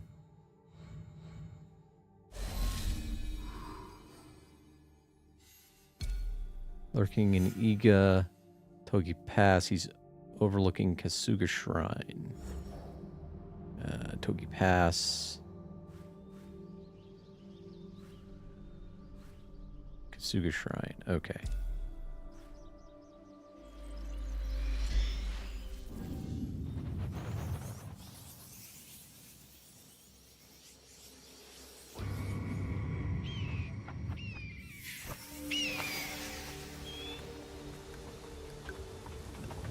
Come on. Come on. I see the thing. I see the... Let me jump. Let me jump. It's right there. Fine.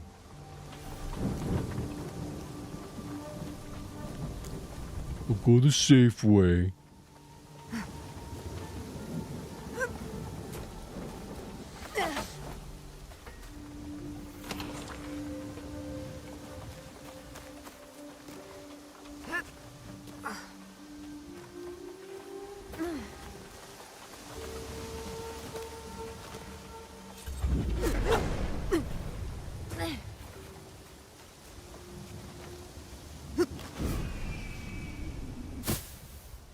Okay. So this guy's around here somewhere.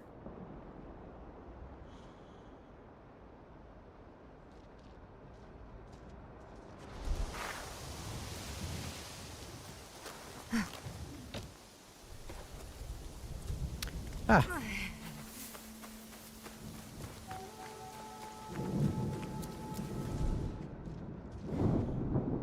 Oh, there you are. Son of a bitch.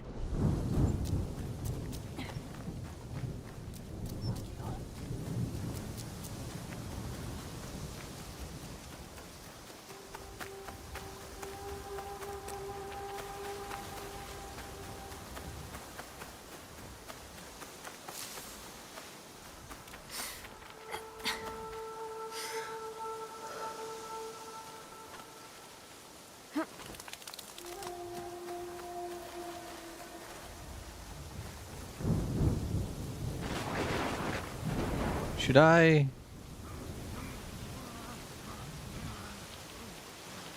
Yes. これで終わった。偽物は始末したと玄白に知らせよう。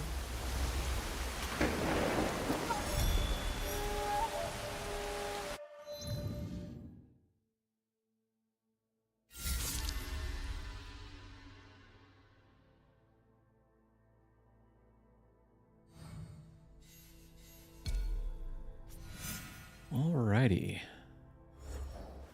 Where are you? You're over here.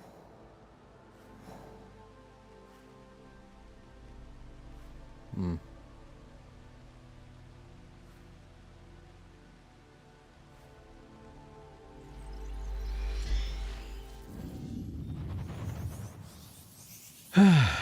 But yeah.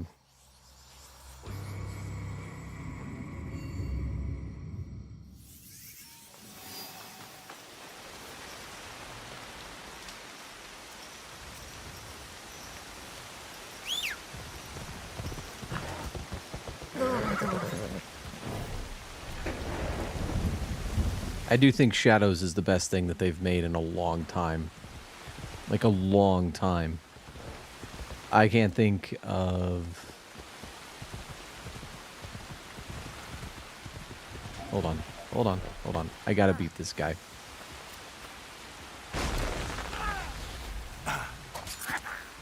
Or stab him and take his stuff.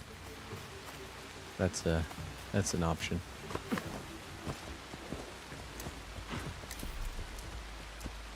Like from Ubisoft as a whole.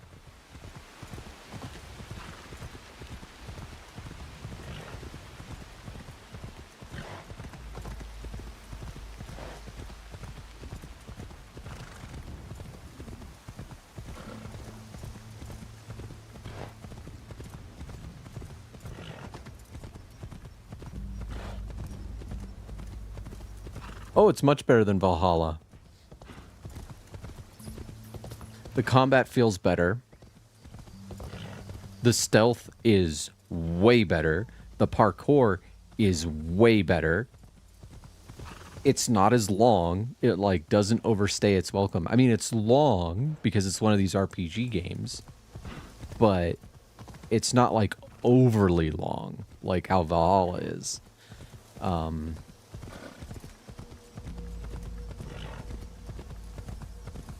I think the story in Valhalla is a little bit more interesting, though, if I am entirely honest with myself. If I, like, step back.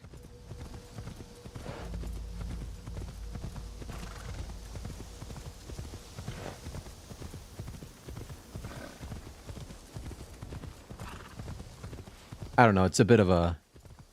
It's a bit of a toss-up, really. I think where this kind of lacks is that the tie-in... I feel like the tie-in to the Assassin's Creed mythos is going to come in the DLC. Because there's only, like, hints of it. Like, you only sort of engage with it in, like, one or two separate areas.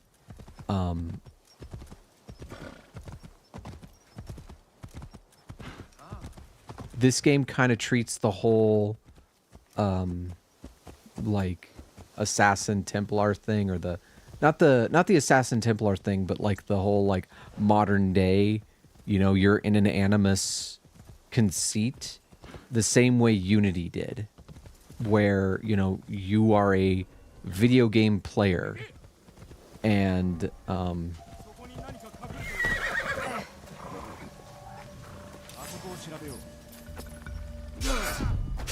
like you aren't like a character like Layla or Desmond or something like that. And you're engaging not with the assassins, but with an AI.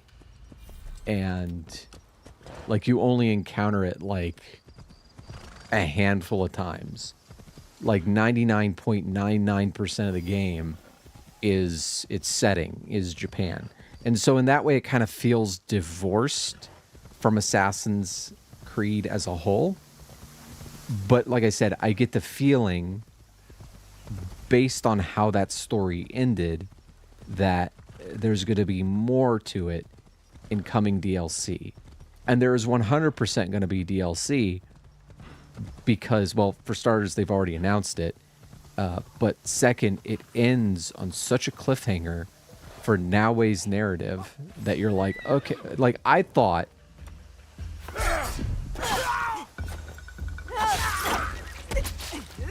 there was going to be so much more. If you go to the stream, it's funny.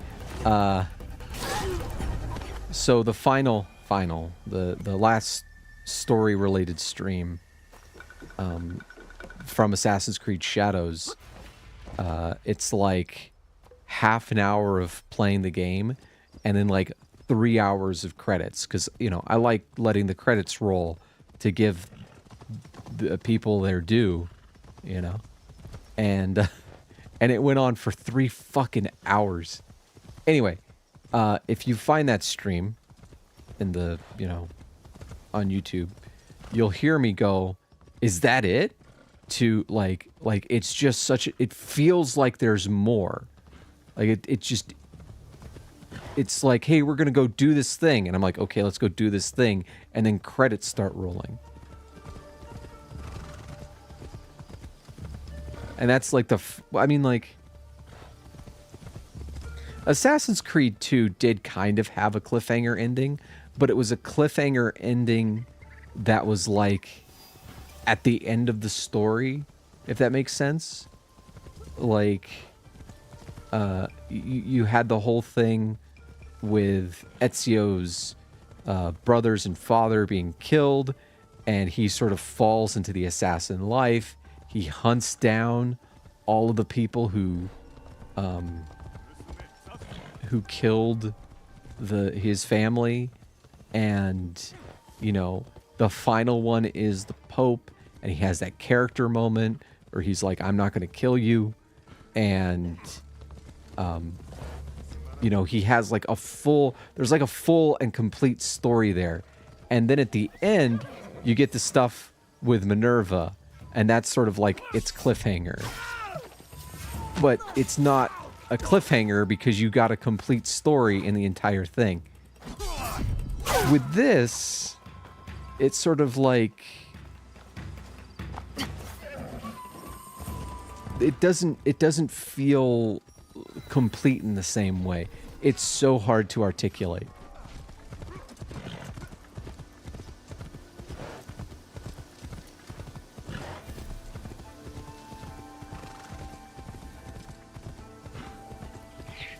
I guess with Assassin's Creed 2, even though it's a cliffhanger ending, you felt like you were at the end. Like the cliffhanger was a reward. It's like Back to the Future, right? Like, I don't know if you've seen Back to the Future. Best fucking movie ever made. But never mind that. You got like the complete story, right? And at the very end, Doc Brown comes back and he's like, you know, we got to do something about your kids, Marty. And he's like, where we're going, we don't need roads. And to be continued. Like, you knew there was going to be more, and like they kind of teased it, but you got the complete story. Like, Back to the Future stands on its own. You know, you don't need to see the other movies if you don't want to. And it's kind of the same thing with Assassin's Creed 2. Like, Minerva at the end is Doc Brown, you know?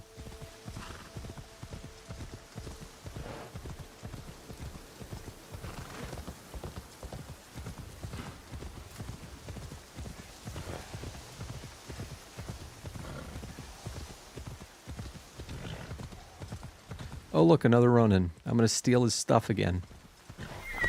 Hello.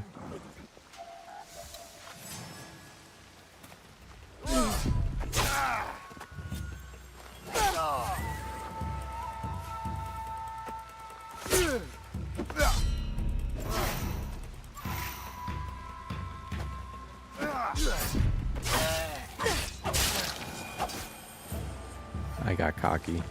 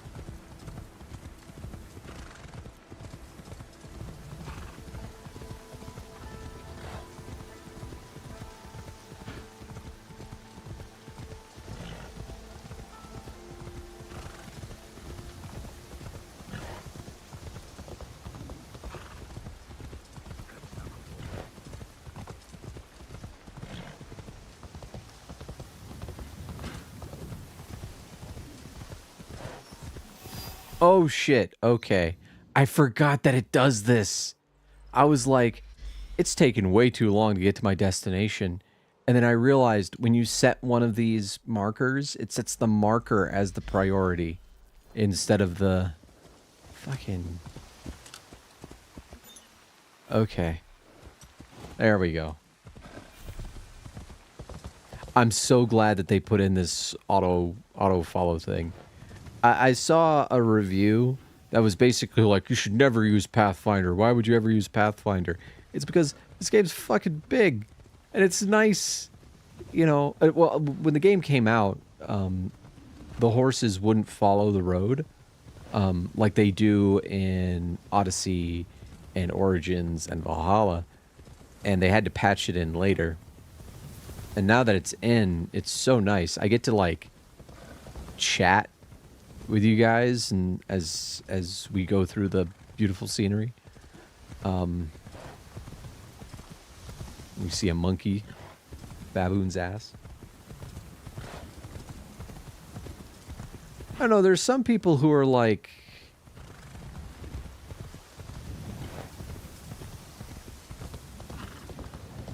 obstinate, I guess. Like,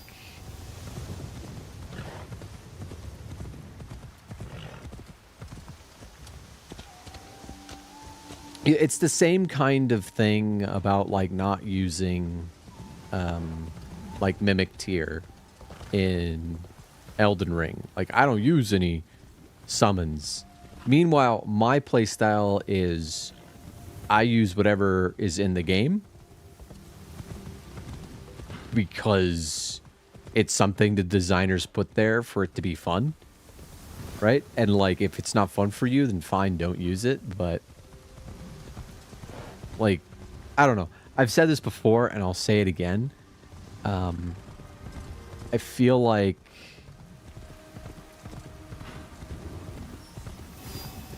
Like, when it comes to difficulty, we need to sort of codify our language so that people aren't yelling at each other about different things. And, like, for me, the thing I talk a lot about is engagement, right? Like I find Bloodborne very, very engaging. Like, the combat just feels so good to interact with that the challenge that is presented is not off-putting.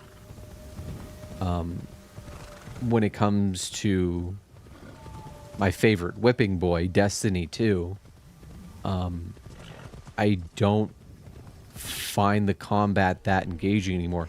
Like, the feeling of shooting guns in that game is great, but I am so tired of enemies that just run at you and explode, or enemies that stomp the ground and fling you into the wall, or like, you know, that kind of stuff.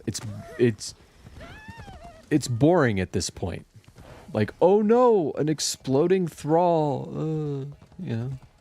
Oh look, a screeb. Great design, guys. It's just boring.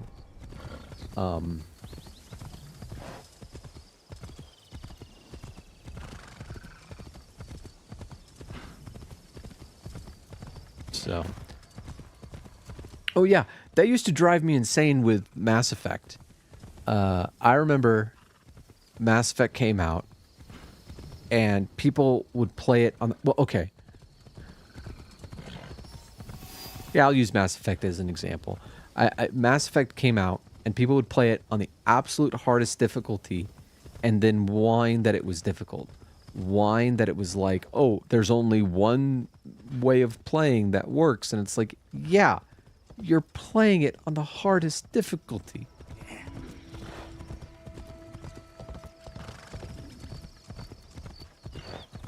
Calm down. By the way, chiefly, I have for the past like 10 minutes been trying to like try and figure out what you meant by Assassin's Creed 2 is the Evil Dead 2 of video games. And if I don't get an elaboration, my prefrontal cortex is going to explode.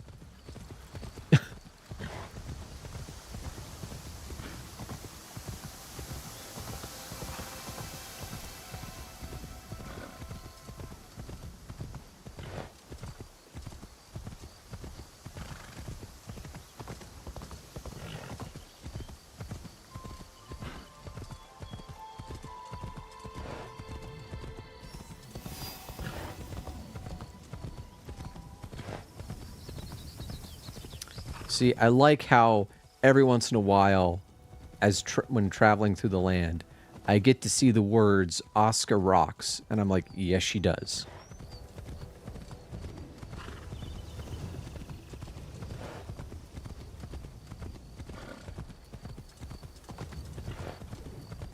That goes through my brain every time I see that.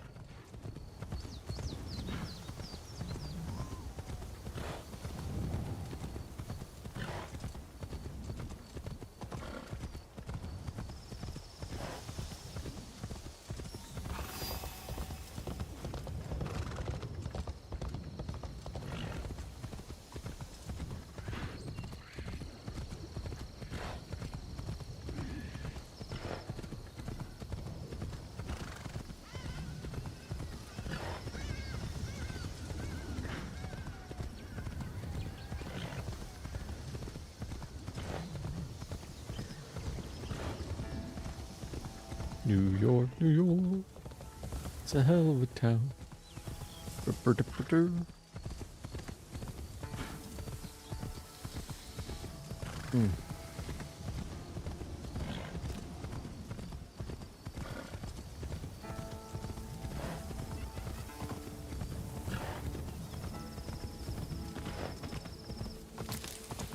Ah. The way I remember Evil Dead 2 wasn't like the first 45. I haven't seen Evil Dead 2 in years, so I'm going off of memory from like 2003, 2004. Maybe a little bit earlier, maybe a little bit later, I mean. But the way I remember it, wasn't Evil Dead 2, like 45 minutes of it, a remake of Evil Dead 1?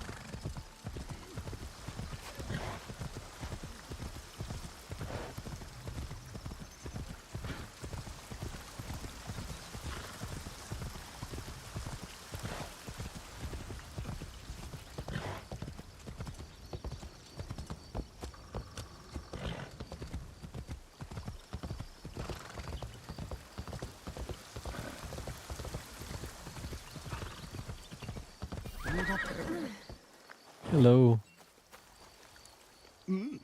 いかがした？偽山伏を退治した。一人残らずな。参道はもう安心して通れる。だが何者だったのじゃ。あやつらの恨みを買うた覚えはないが。元は信長の家臣だったようじゃ。姿を変え逃れた伊賀者を狩ろうとしておったらしい。だが次第に戦やわびしさに心を蝕まれ、正気も大義も失い、誰もが敵に見えるようになったのじゃろう。誰もが戦によって追い詰められた。そうは思わぬか。そういうわしも生きる目的を探そうと極端な暮らしを始めた一人だ。あの者らを許すことはできぬが、心に寄り添うことはできよう。孤独という土に狂信の種をまけば、恐ろしい芽が生まれることもある。Oh boy.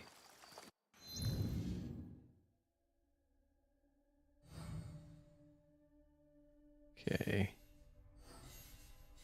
Okay, we got that.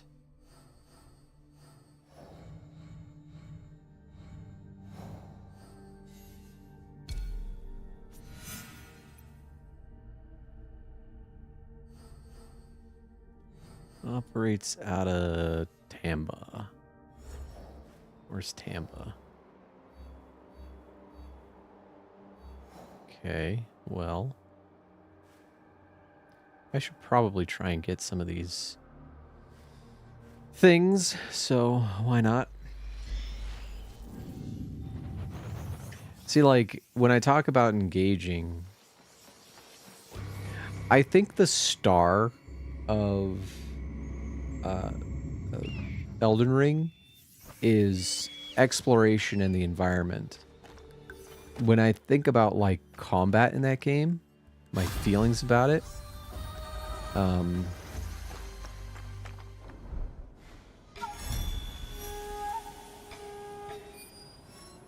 like, especially when it comes to the bosses, like, I don't know, man. It really wasn't my scene. If I am entirely honest. 捕まるわけにはいかん。 Oh, fuck.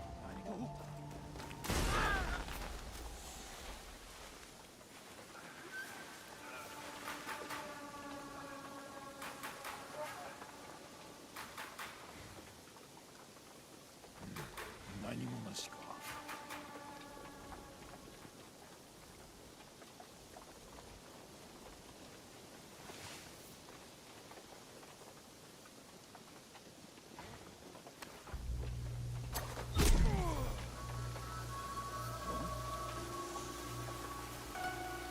Don't worry.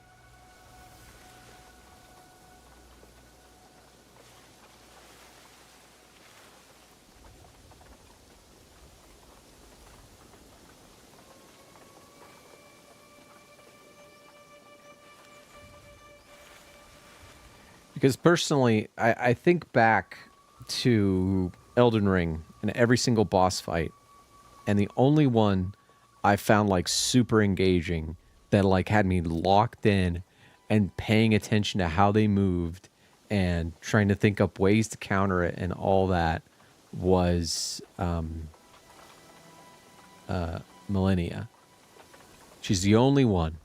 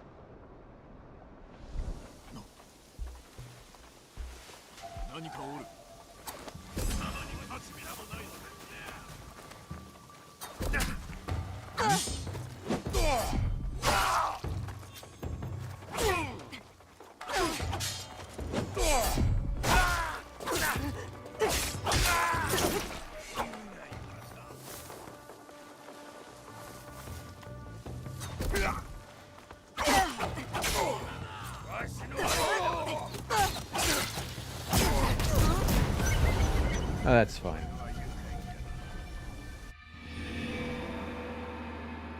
That's fine. I didn't want to. I want to be sneaky. But yeah, so I haven't touched Erd Tree because, to be entirely honest, I don't really like Elden Ring that much. Like, my favorite FromSoft games are Bloodborne and Dark Souls 3.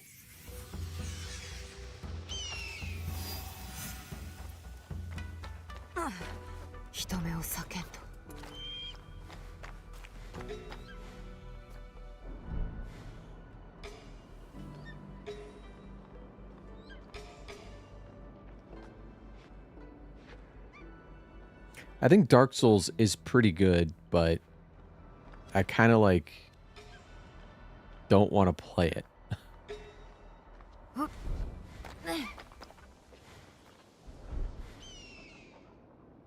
If that makes any sense.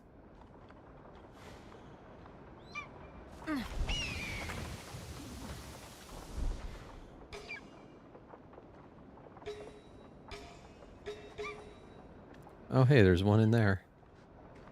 Okay, well.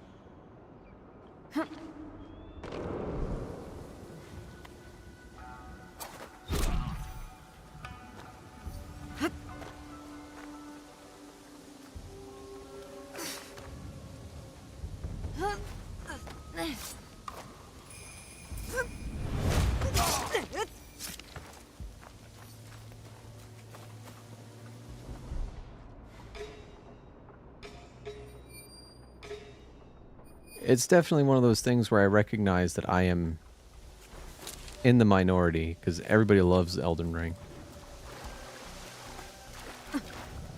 And it has elements that I really like.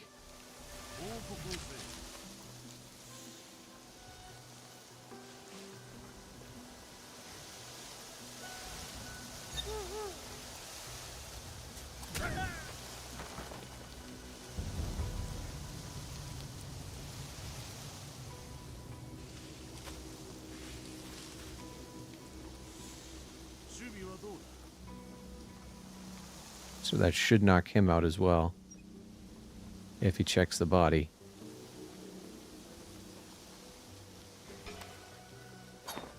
Or I can just do that.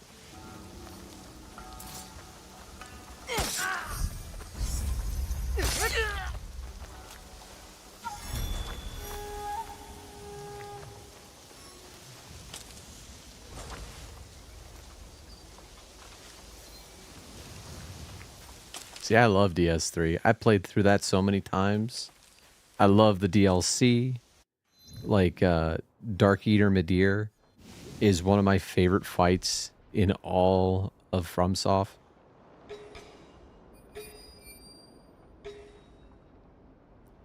I think, actually, now that I think about it, I think it might be my second favorite. Oh, well, it's definitely my favorite dragon.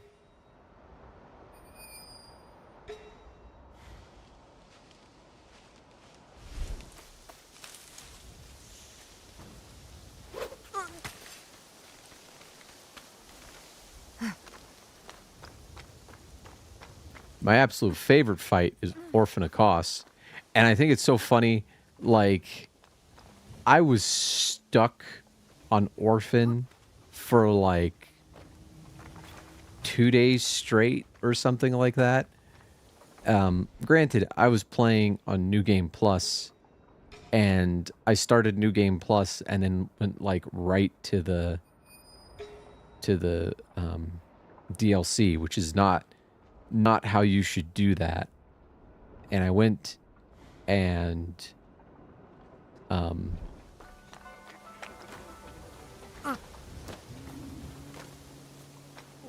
where is he?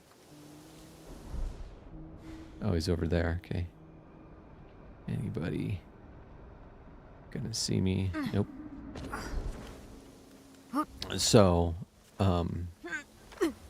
that's my excuse. That's my cope for getting absolutely manhandled by Orphan Koss. And I see people in like regular new game go to the DLC at like an appropriate time for regular new game and have like an easy time with them and be like, well, it's not that hard. It's like, shut up. How about you like do it at the start of New Game Plus? Once again, that is me coping.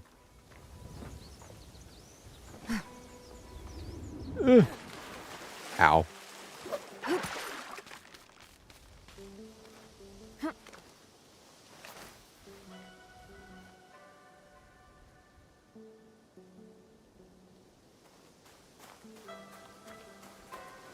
See, like, I think that's the reason why I like Dark Eater Midir. It is the only dragon fight where the arena and camera is built in a way where it isn't annoying to fight.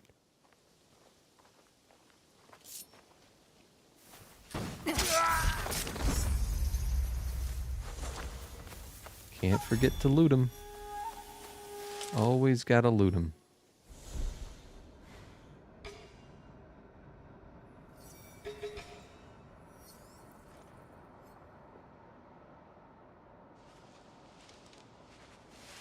God, there's 3 more.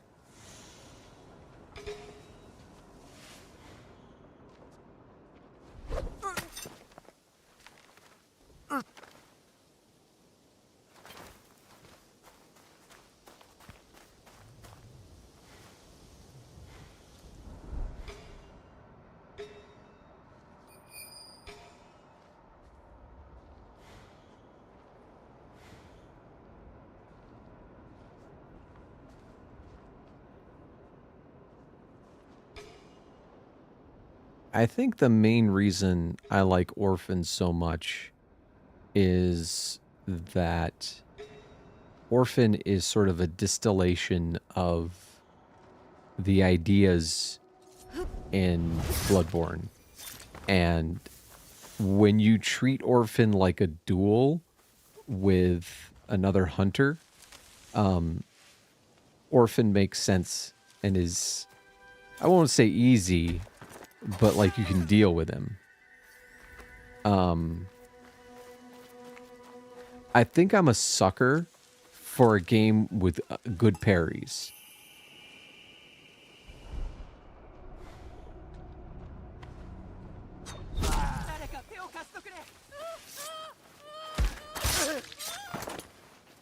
Like, if the parrying feels good, I'm down. I think that's why I'm looking forward to Doom the Dark Ages so much. I love the idea of Doom with a parry.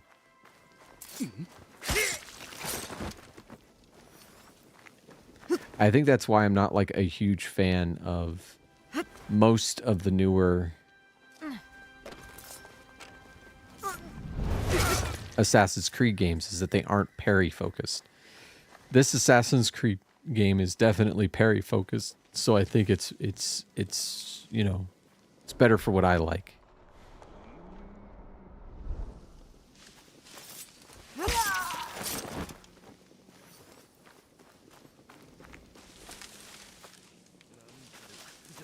Yeah, he's like Father Gascoigne, except like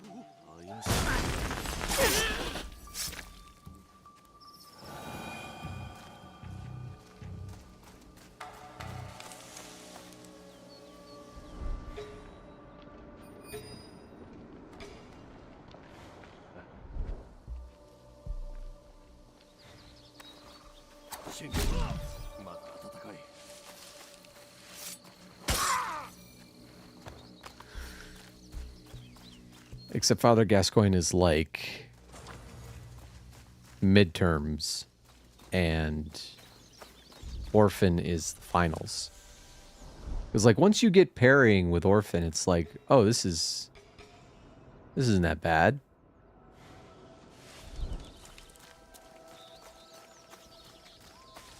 It does have parries, which is why I'm looking forward to playing it. But you see, I'm poor.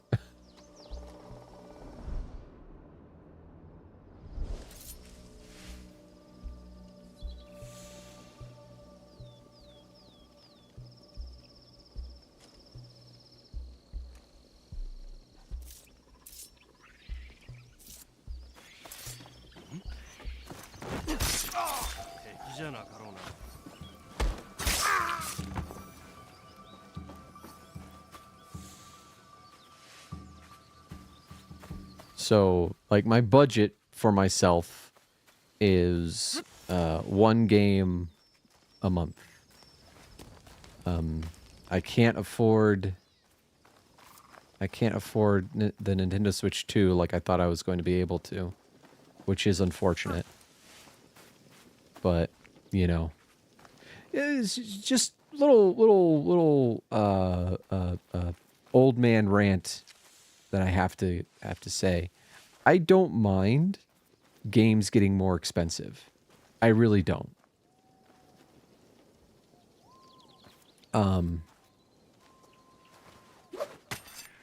What I don't understand, what I have a tough time understanding is people not just going, "Oh, well, I guess I won't be able to get every game on release." Or, you know,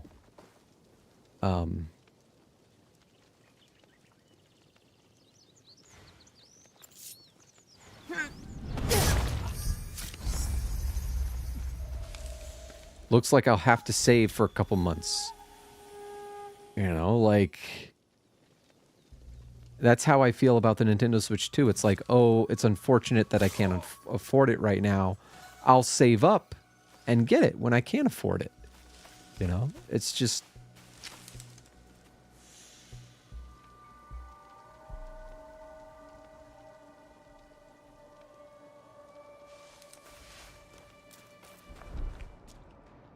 And like in my day, Nintendo 64 games were like $80. So like, I don't know, it just doesn't upset me. I'll tell you what does upset me though, is the games being $80 and all of it going to the CEO, and then like the hardworking developer and artist who, like, you know, destroyed their family life to finish the game, sees nothing of it. That does bother me. But like, all things being equal, you know, people being paid fairly and everything,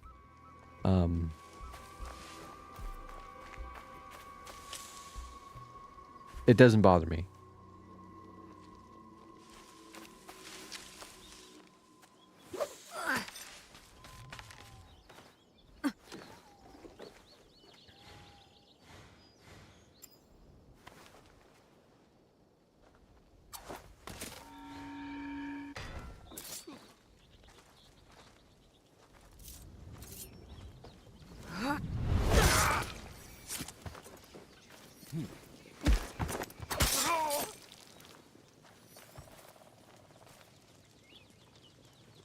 I love going on a silent rampages now, eh?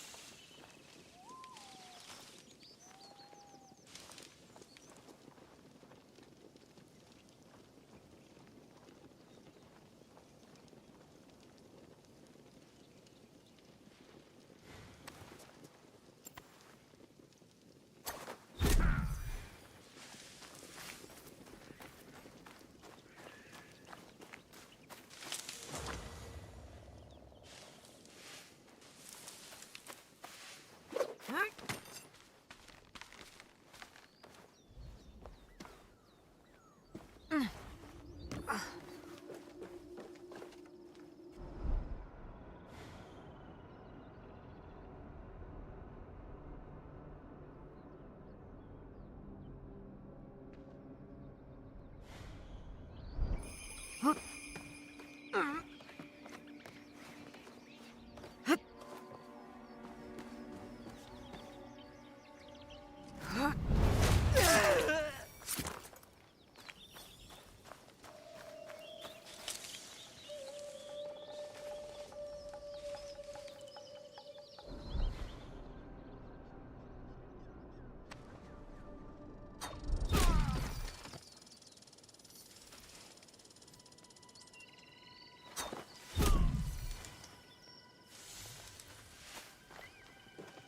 ちらアパラボネを砕く威力の弾丸はいかがでしょう。ポルトガルのアルカブースの中でも一流にしか作れぬしな。されど普段のバイトでを出すほどのものだが確証の人が捉えて足を打つのです。どちらが痛かったか聞けばわかりましょう。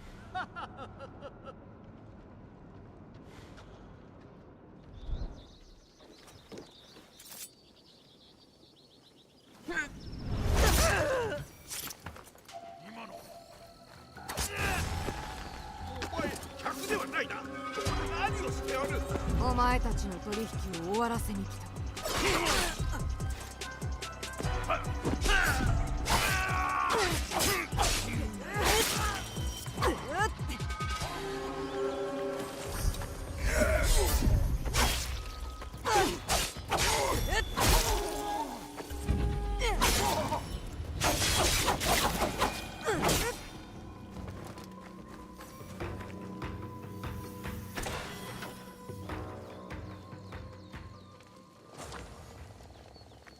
Huh. Well, for me, it's definitely shifted my perspective when it comes to what I am paying for. Like I I I I want, if I am paying $80 for something, right? I want a physical fucking thing that I can insert into my system of choice and play, regardless of like account standing or like Nintendo, and I understand why they did it. And I think the clause needs to explicitly state that this is meant to, prevent piracy. But basically, they sort of put in a clause that's like you can't alter or repair the Nintendo Switch 2. If you do and we detect it, then that means that, you forfeit services. It isn't any different than what they've been doing for the past, like, however many years. But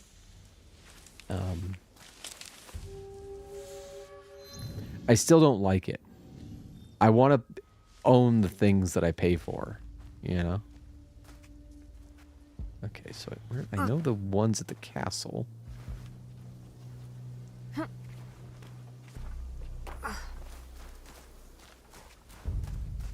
And like Ubisoft especially. Ubisoft saying, get used to like not owning your games or, whatever.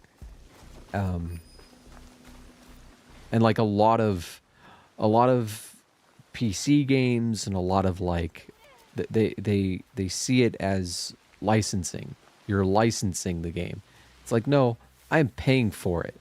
And if I'm paying for the game, I want physical, I want the thing. And I think one of the things that this price tag has sort of got me to do is become more of a console gamer, because I can like own a physical thing they can't take away from me. Like I've stopped buying games digitally.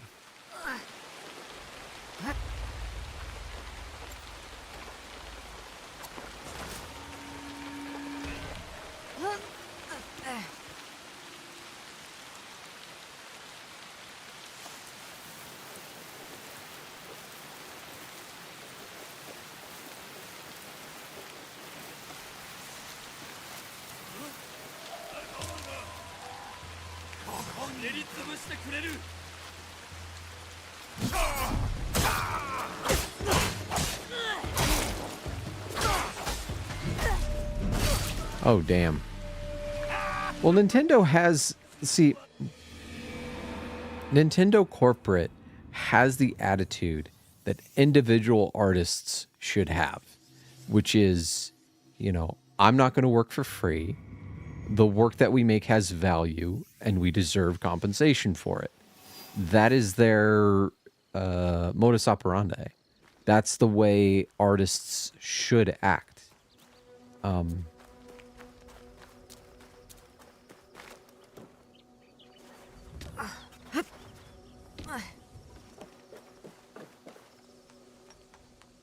At least when it comes to, like, money stuff.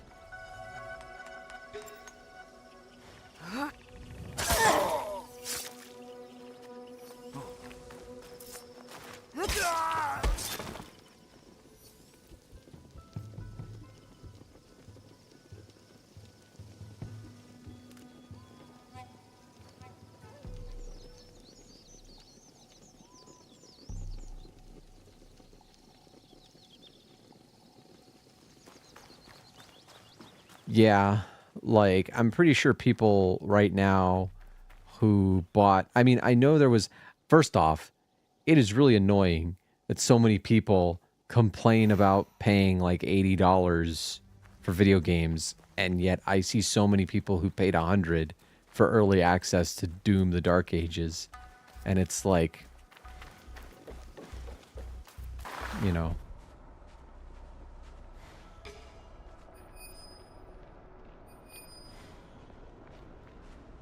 But, you know, meanwhile, I am here.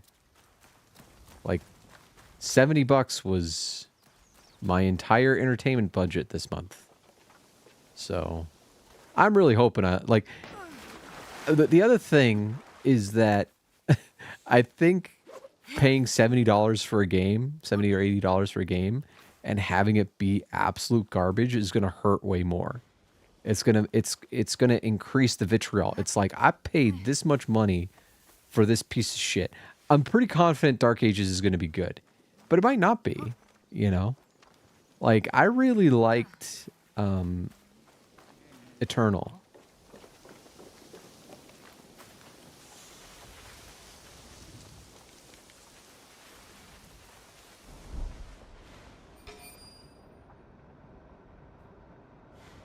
And Dark Ages, from what I can tell, is a reaction to Eternal. Because Eternal is very much, for better or worse, it's like, you can think of each demon as like a padlock, and only certain weapons will unlock the demon, will kill the demon. Like cacodemons. It's like, well, you can kill them normally, for sure, but you can lob a grenade down their throat, and then they're instantly executable. Like, you are screwing up if, you know, you're not using their weaknesses, which kind of forces you to play a particular way that, and I realize that a lot of people found that annoying, but I kind of like that. I like that every single enemy was a puzzle. And when you had different combinations of enemies, like, the puzzle was a little bit different. And that appealed to me quite a bit. Whereas, from what I've seen with Dark Ages, it's like the puzzle part of it is the parrying. You know, that the weaknesses that were in Eternal aren't there anymore. And I don't know how I'm going to feel about that. It's very hard to go back to 2016. Like, I think 2016 has such a great tone. I love the tone of it. But, like, gameplay-wise, I don't enjoy it near as much as Eternal.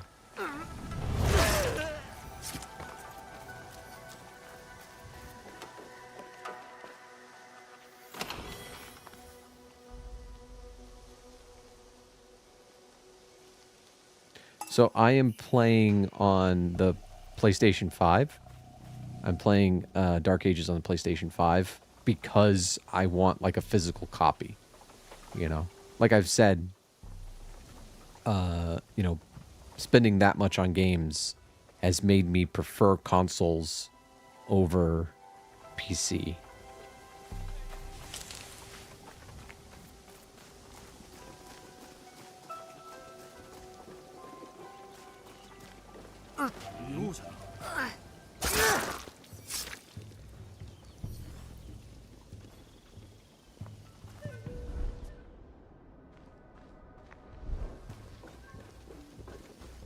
And like more and more, I'm really considering buying Monster Hunter Wilds on the PlayStation 5 because more and more it's like the game always runs better on console.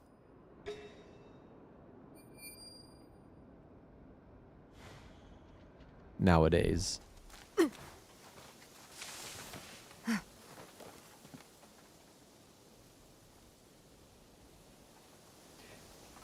You know, it's funny you should mention that lava. You know how I mentioned in the chat room the other night that I know exactly what I'm going to play, hee hee.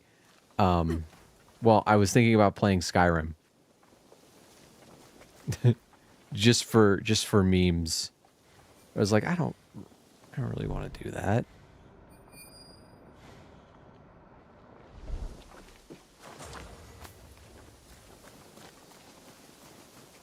God, where's this last dude?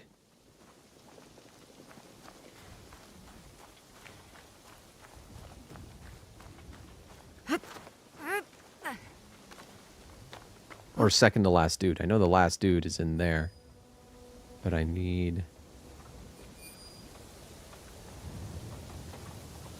He's probably over in here somewhere.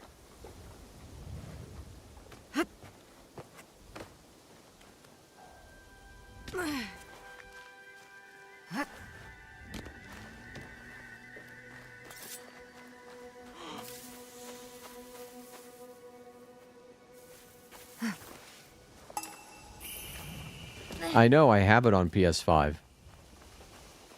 So, I was thinking... I had this idea for a joke, and I spent money on it when Oblivion came out, but I decided not to do the joke.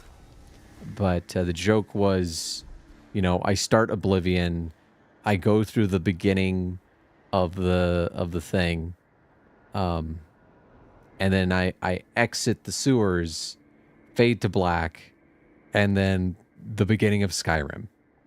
You know, that old chestnut. And I was like, everyone's done this meme before. And plus, like, I'm a bad actor.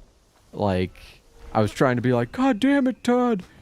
You got me again. But every time I recorded it, it sounded so fake and so terrible that I was like, I am not one who can do bits.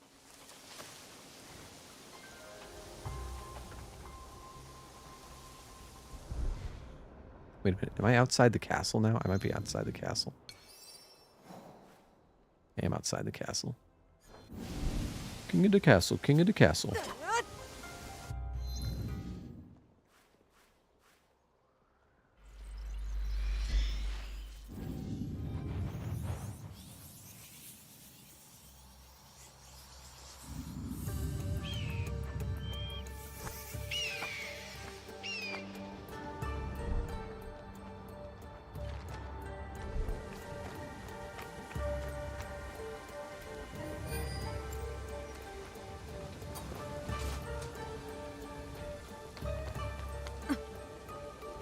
No!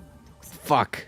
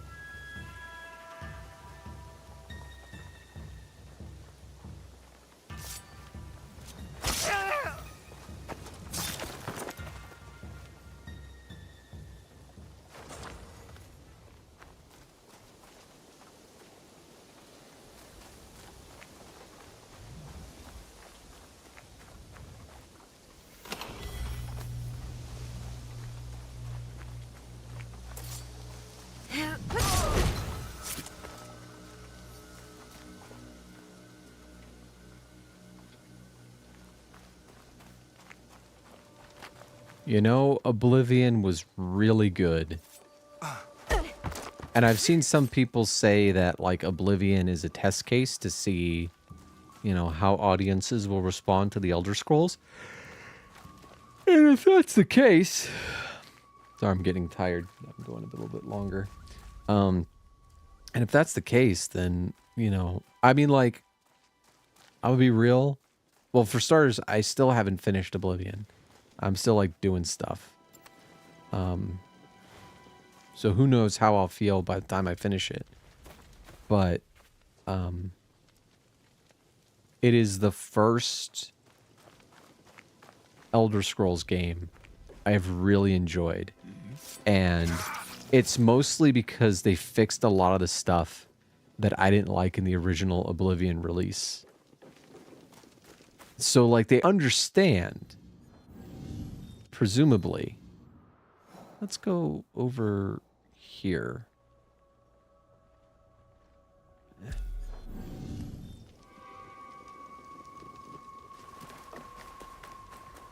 So presumably they understand, you know, what would and wouldn't work with the next Elder Scrolls.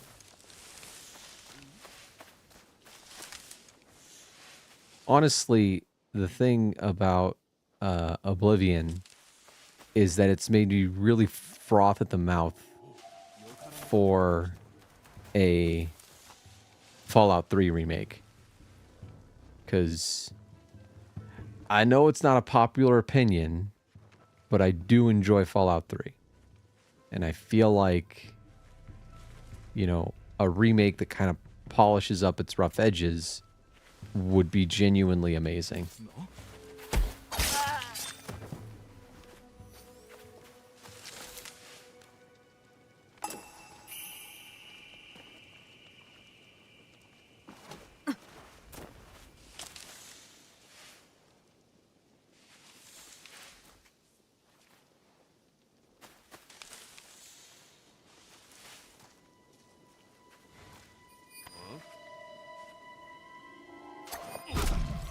You know, for a second there, Chiefly, I was going to say people aren't that dumb.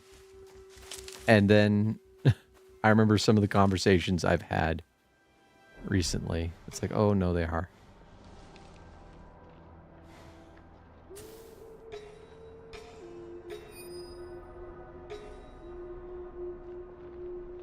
Is that him? There he is. Okay. Cool.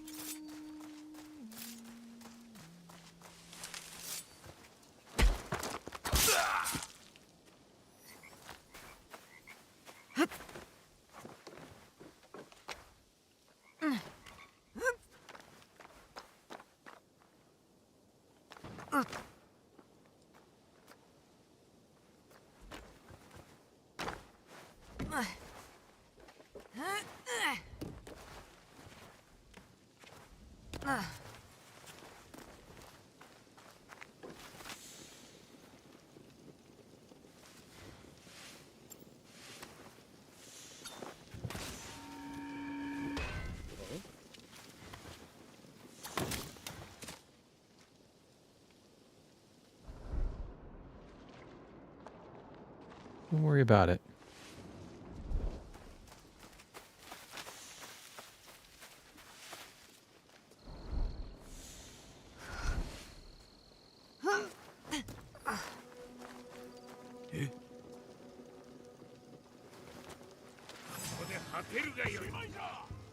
Damn it.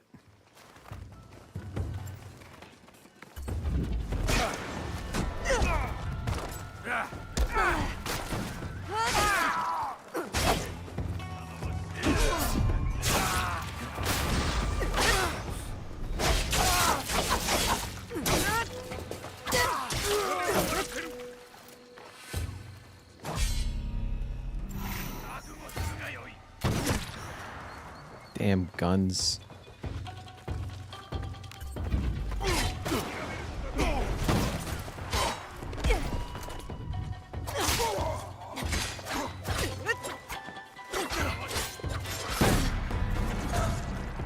How are you? What?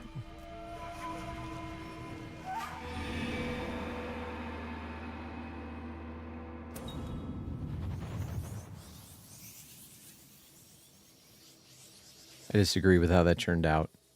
I disagree with being seen in the first place, but, you know, whatever. It's fine. At least I know where, I have a general idea of where to go.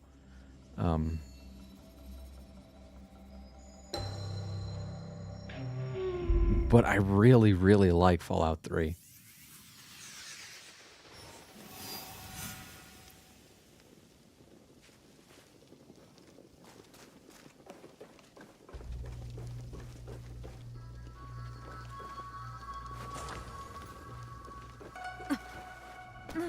And the thing of it is like, for a lot of people, their first Bethesda game is the one that they really like. But my first Bethesda game was Morrowind. And while the amount of crap to do was impressive, it wasn't my favorite.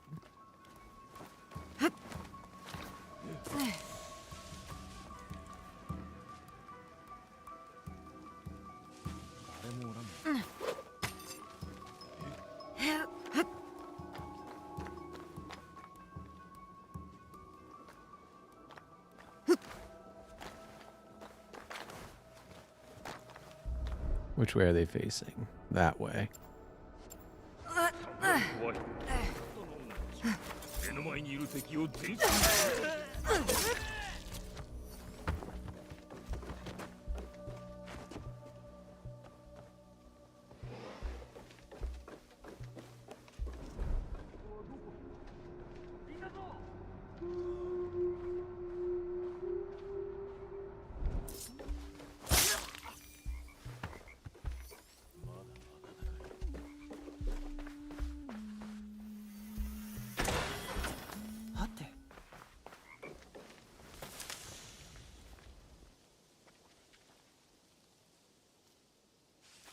See, I really wasn't a huge fan of Morrowind because it was so easy to break. Like, it was boring. The thing I liked about Morrowind, so early Morgan lore incoming, but one of the guys that inspired me to be an artist was a webcomic artist by the name of Ian McConville. Well, I mean, I knew I was going to be an artist, but I thought I was going to be like a 3D modeler, like doing animation and 3D and stuff like that. And to be honest, there's a part there's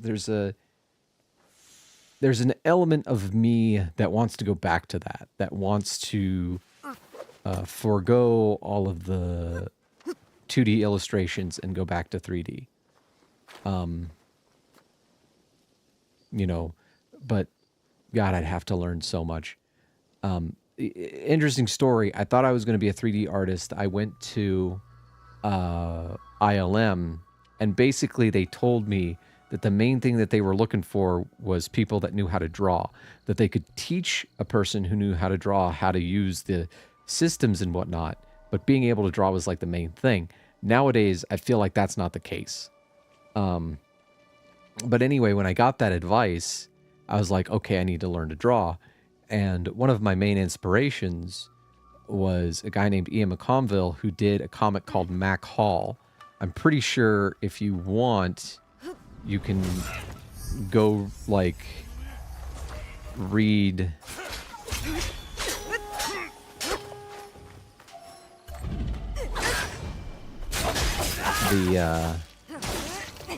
the like, what was there. I'm pretty sure MacHall.com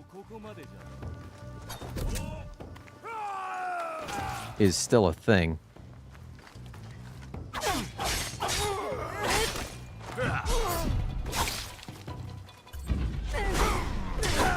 But one of the things he did was a mod for Morrowind called the Moogle mod.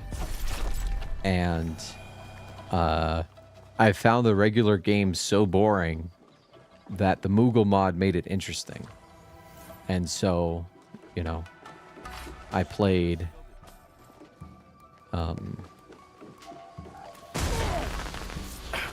I played Morrowind primarily as a Moogle.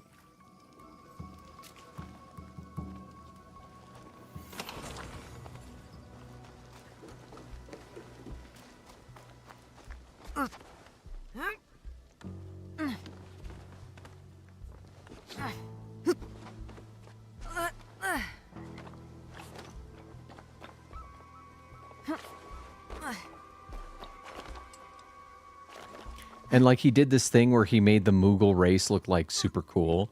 Like a little bit more anime. Yeah, no, it hasn't been updated in forever. It was a college thing for them. And the guy who drew it went on to become one of the primary artists for a game called Slime Rancher.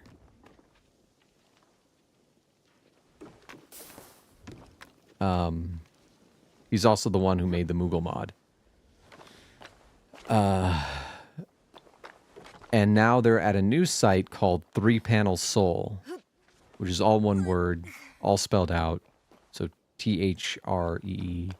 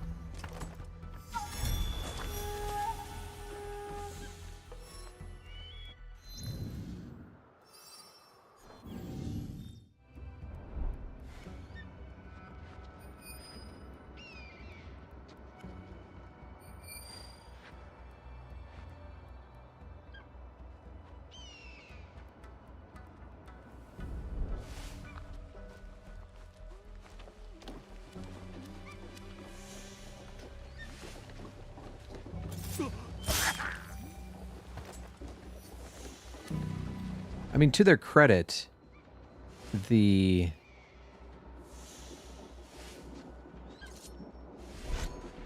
Oh, I'm so glad they did that. So, okay. Quick aside. Quick quality of life thing that they did. Okay, so if you go to Assassin, you have these different kinds of assassinations that you can unlock. You can unlock double assassination, shoji door assassination, and rush assassinate. So all of these different assassinations are based on the kind of weapons you have equipped. So like the shoji door assassination, you can only do with the katana. The double assassinate, you can only do with tanto. So the way it worked before was that the assassination would not be available unless you had equipped the weapon that you use. So like for a double assassination, you have to equip Tanto. For the Shoji, you had to equip the Katana. And that's still the case, but like it will automatically switch to the weapon. So like I don't have the Kusarigama equipped right now, so I can't rush assassinate. But because I have the Tanto and the Katana, like if I'm on the Katana, for example, it will automatically switch to the Tanto for the double assassinate when it's available. It's a little minor thing, but it makes the game feel a lot better. So good job, Ubisoft. I noticed and I appreciate.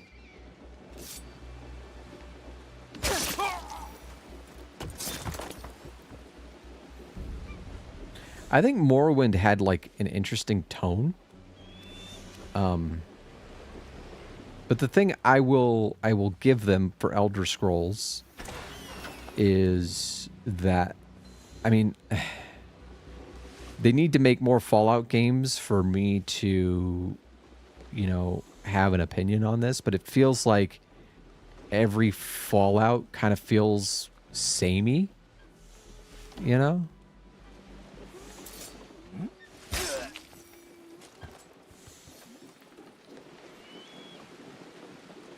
Like Fallout 4 kind of feels like Fallout 3, except without all of that, you know, useless RPG garbage in there, you know?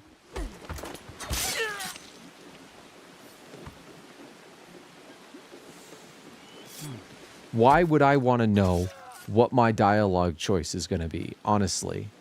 Like, Fallout 4 is Fallout 3 simplified, but with better combat. And I'm like, I don't like this. I'm not a fan. Where's the fucking...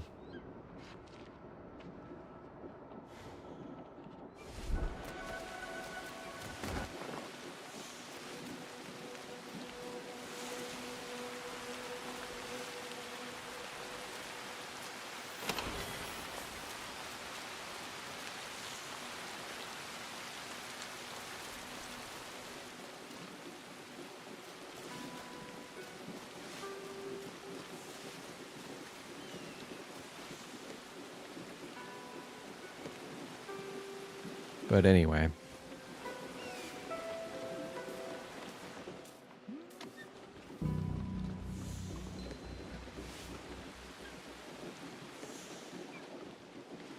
I really would like to get into 3D modeling. I did for a little bit in college, but then forgot everything. I'd have to start from scratch. Oh boy.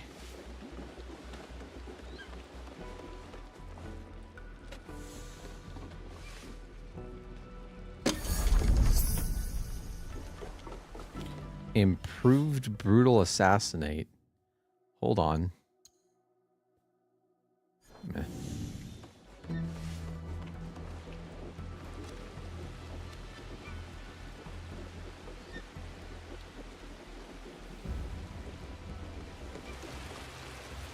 I wasn't talking so much about the show, to be honest.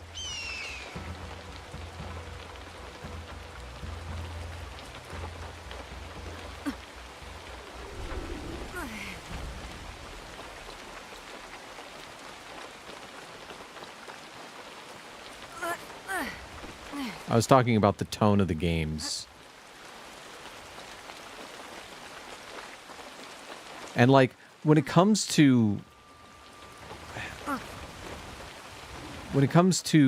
like the lore of the show, what they changed doesn't really bother me too much.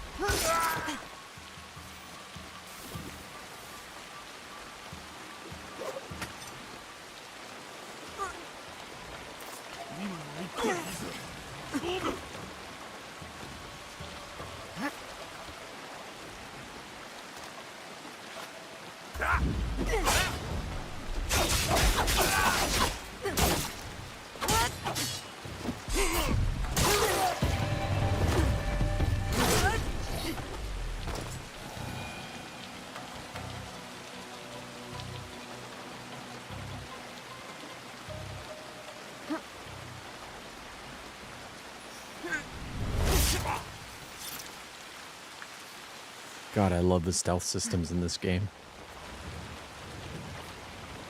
Oh boy, I'm gonna die. Or not. It should have killed me, but, you know, whatever. Can I... Fast travel's unavailable, god damn it.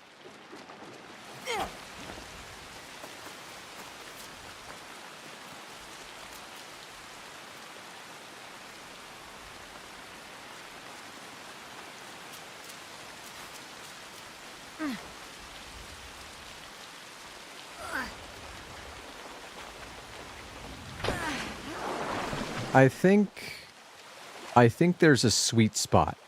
So here's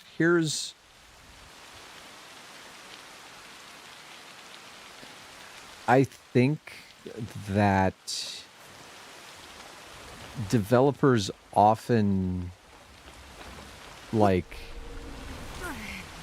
take the wrong lessons from success and failure. So like I think Assassin's Creed Shadows is excellent. I mean, it's very well made. But, you know, I think that some grifters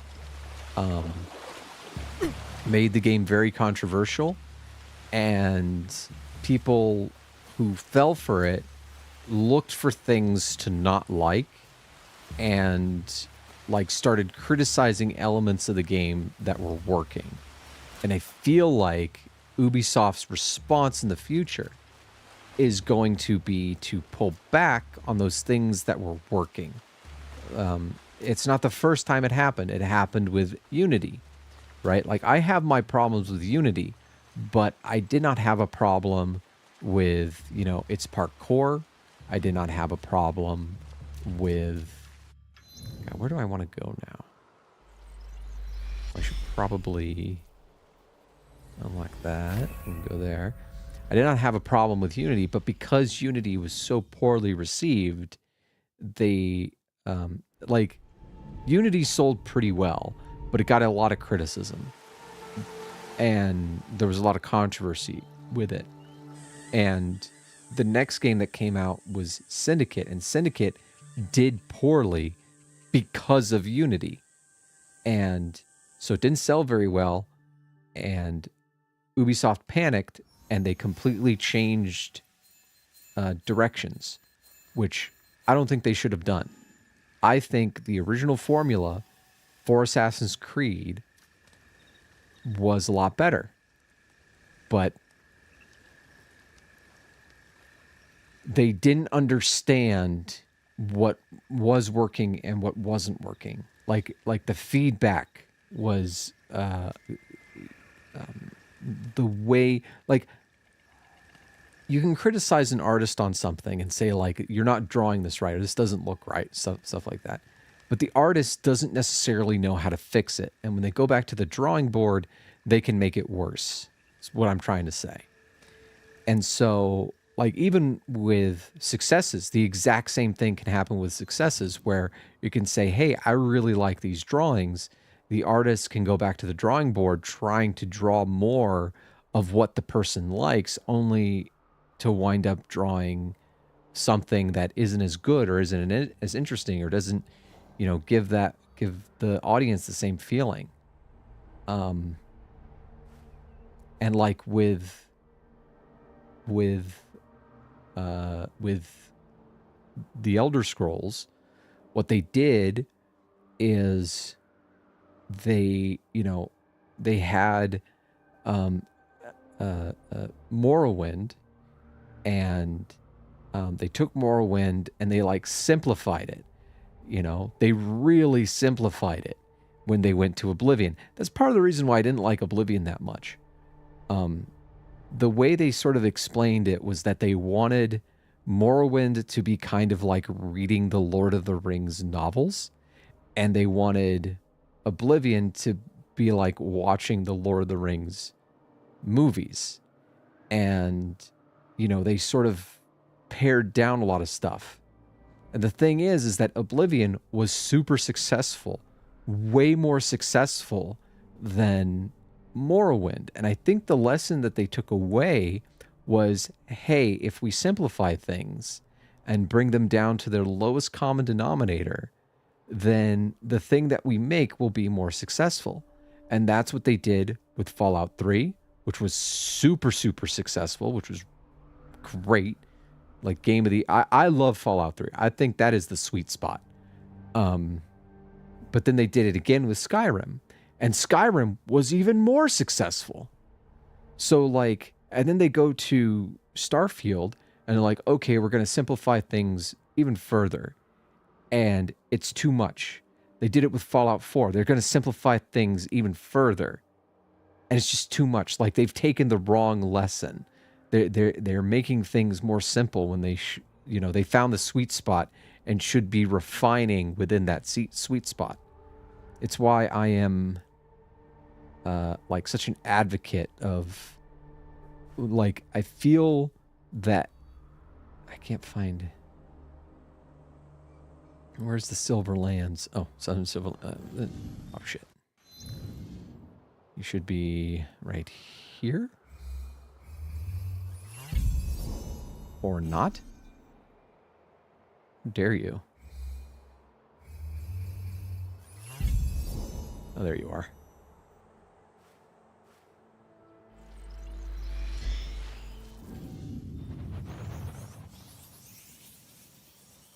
And like, it happens with every artist everywhere all the time. When you make stuff, you get criticism, right? And the one thing I have learned, and I've made this mistake a lot, is to ignore all praise and to ignore all criticism. You need to make the stuff that you like, and you should be your own critic. And, you know, you're never going to please everyone. And, you know, you won't be happy trying to please people. So you really have to, you know, be like, do I like this thing? Would I want to watch this thing? Would I want to play this thing? Would I want to, you know, look at this drawing or whatever? Look, I don't want to fight, guys. I'm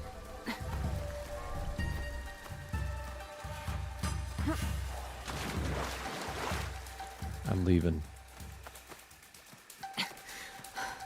I'm leaving. Yes, believe I'm leaving.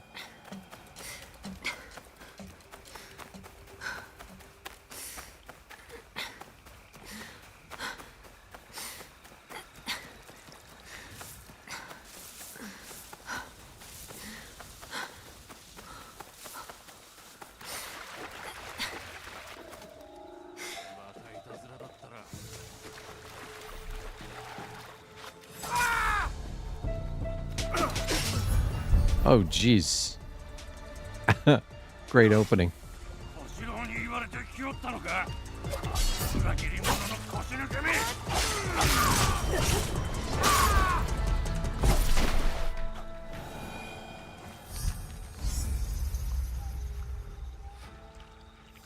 Okay.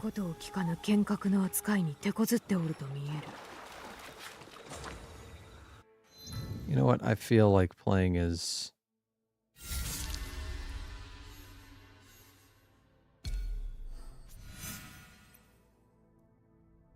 Yasuke for a little bit. Mostly because I want some cool finishers.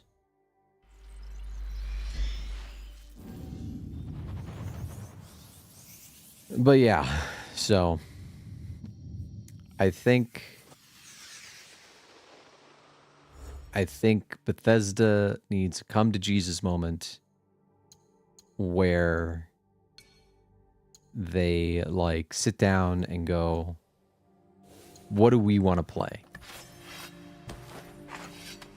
What is our...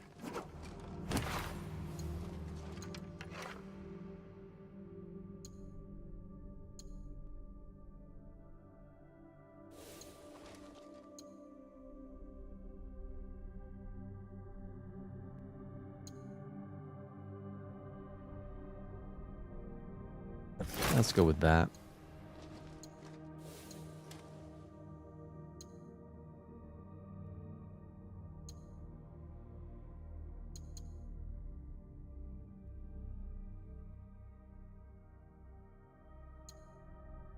I don't really use brutal assassination that much.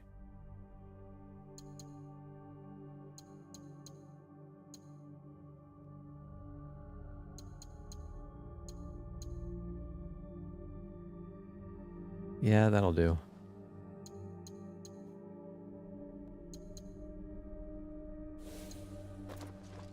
And I want to do the Naginata. But which one?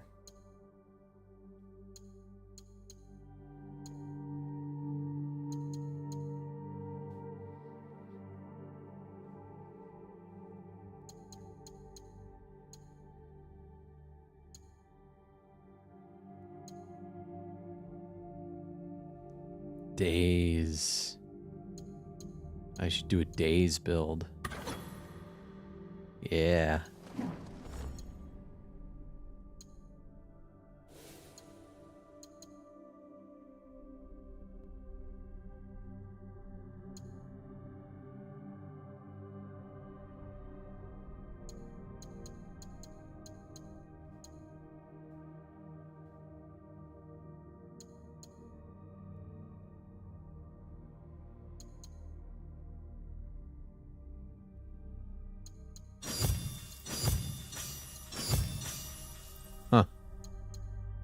Okay.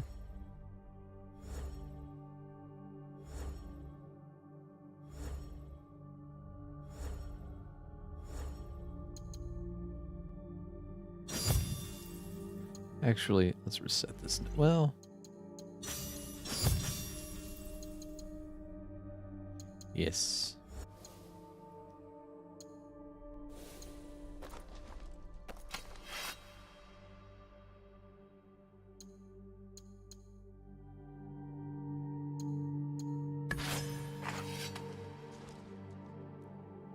Okay. I'll do one more assassination, and that'll be it for today. That's why this game's good. It draws you in. You just keep playing and playing and playing and playing. Let's see. Okay, we're going to Harima. Northwest Ingyoji. Where are you, Ingyoji?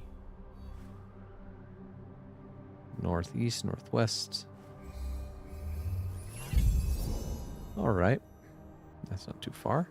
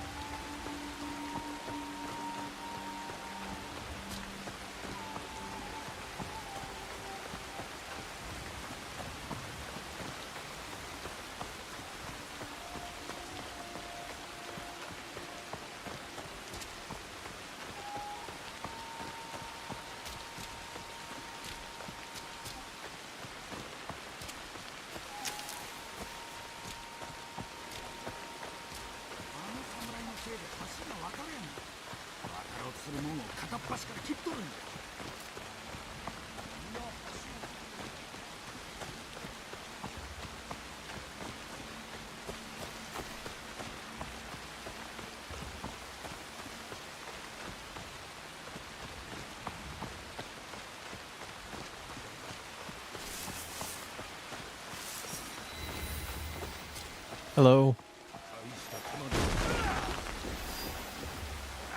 I'm gonna wait. We're gonna have an honorable duel.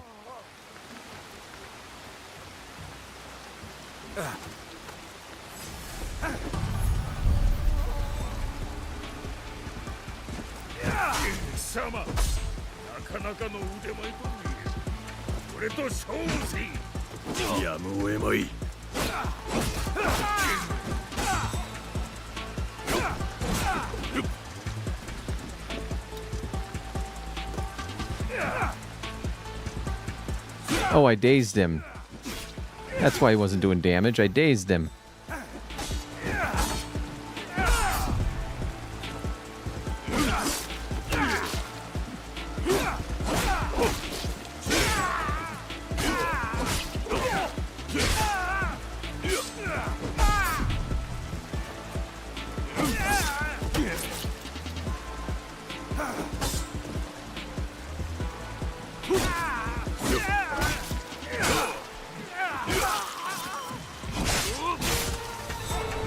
Wow. God, I love that. I love that so much.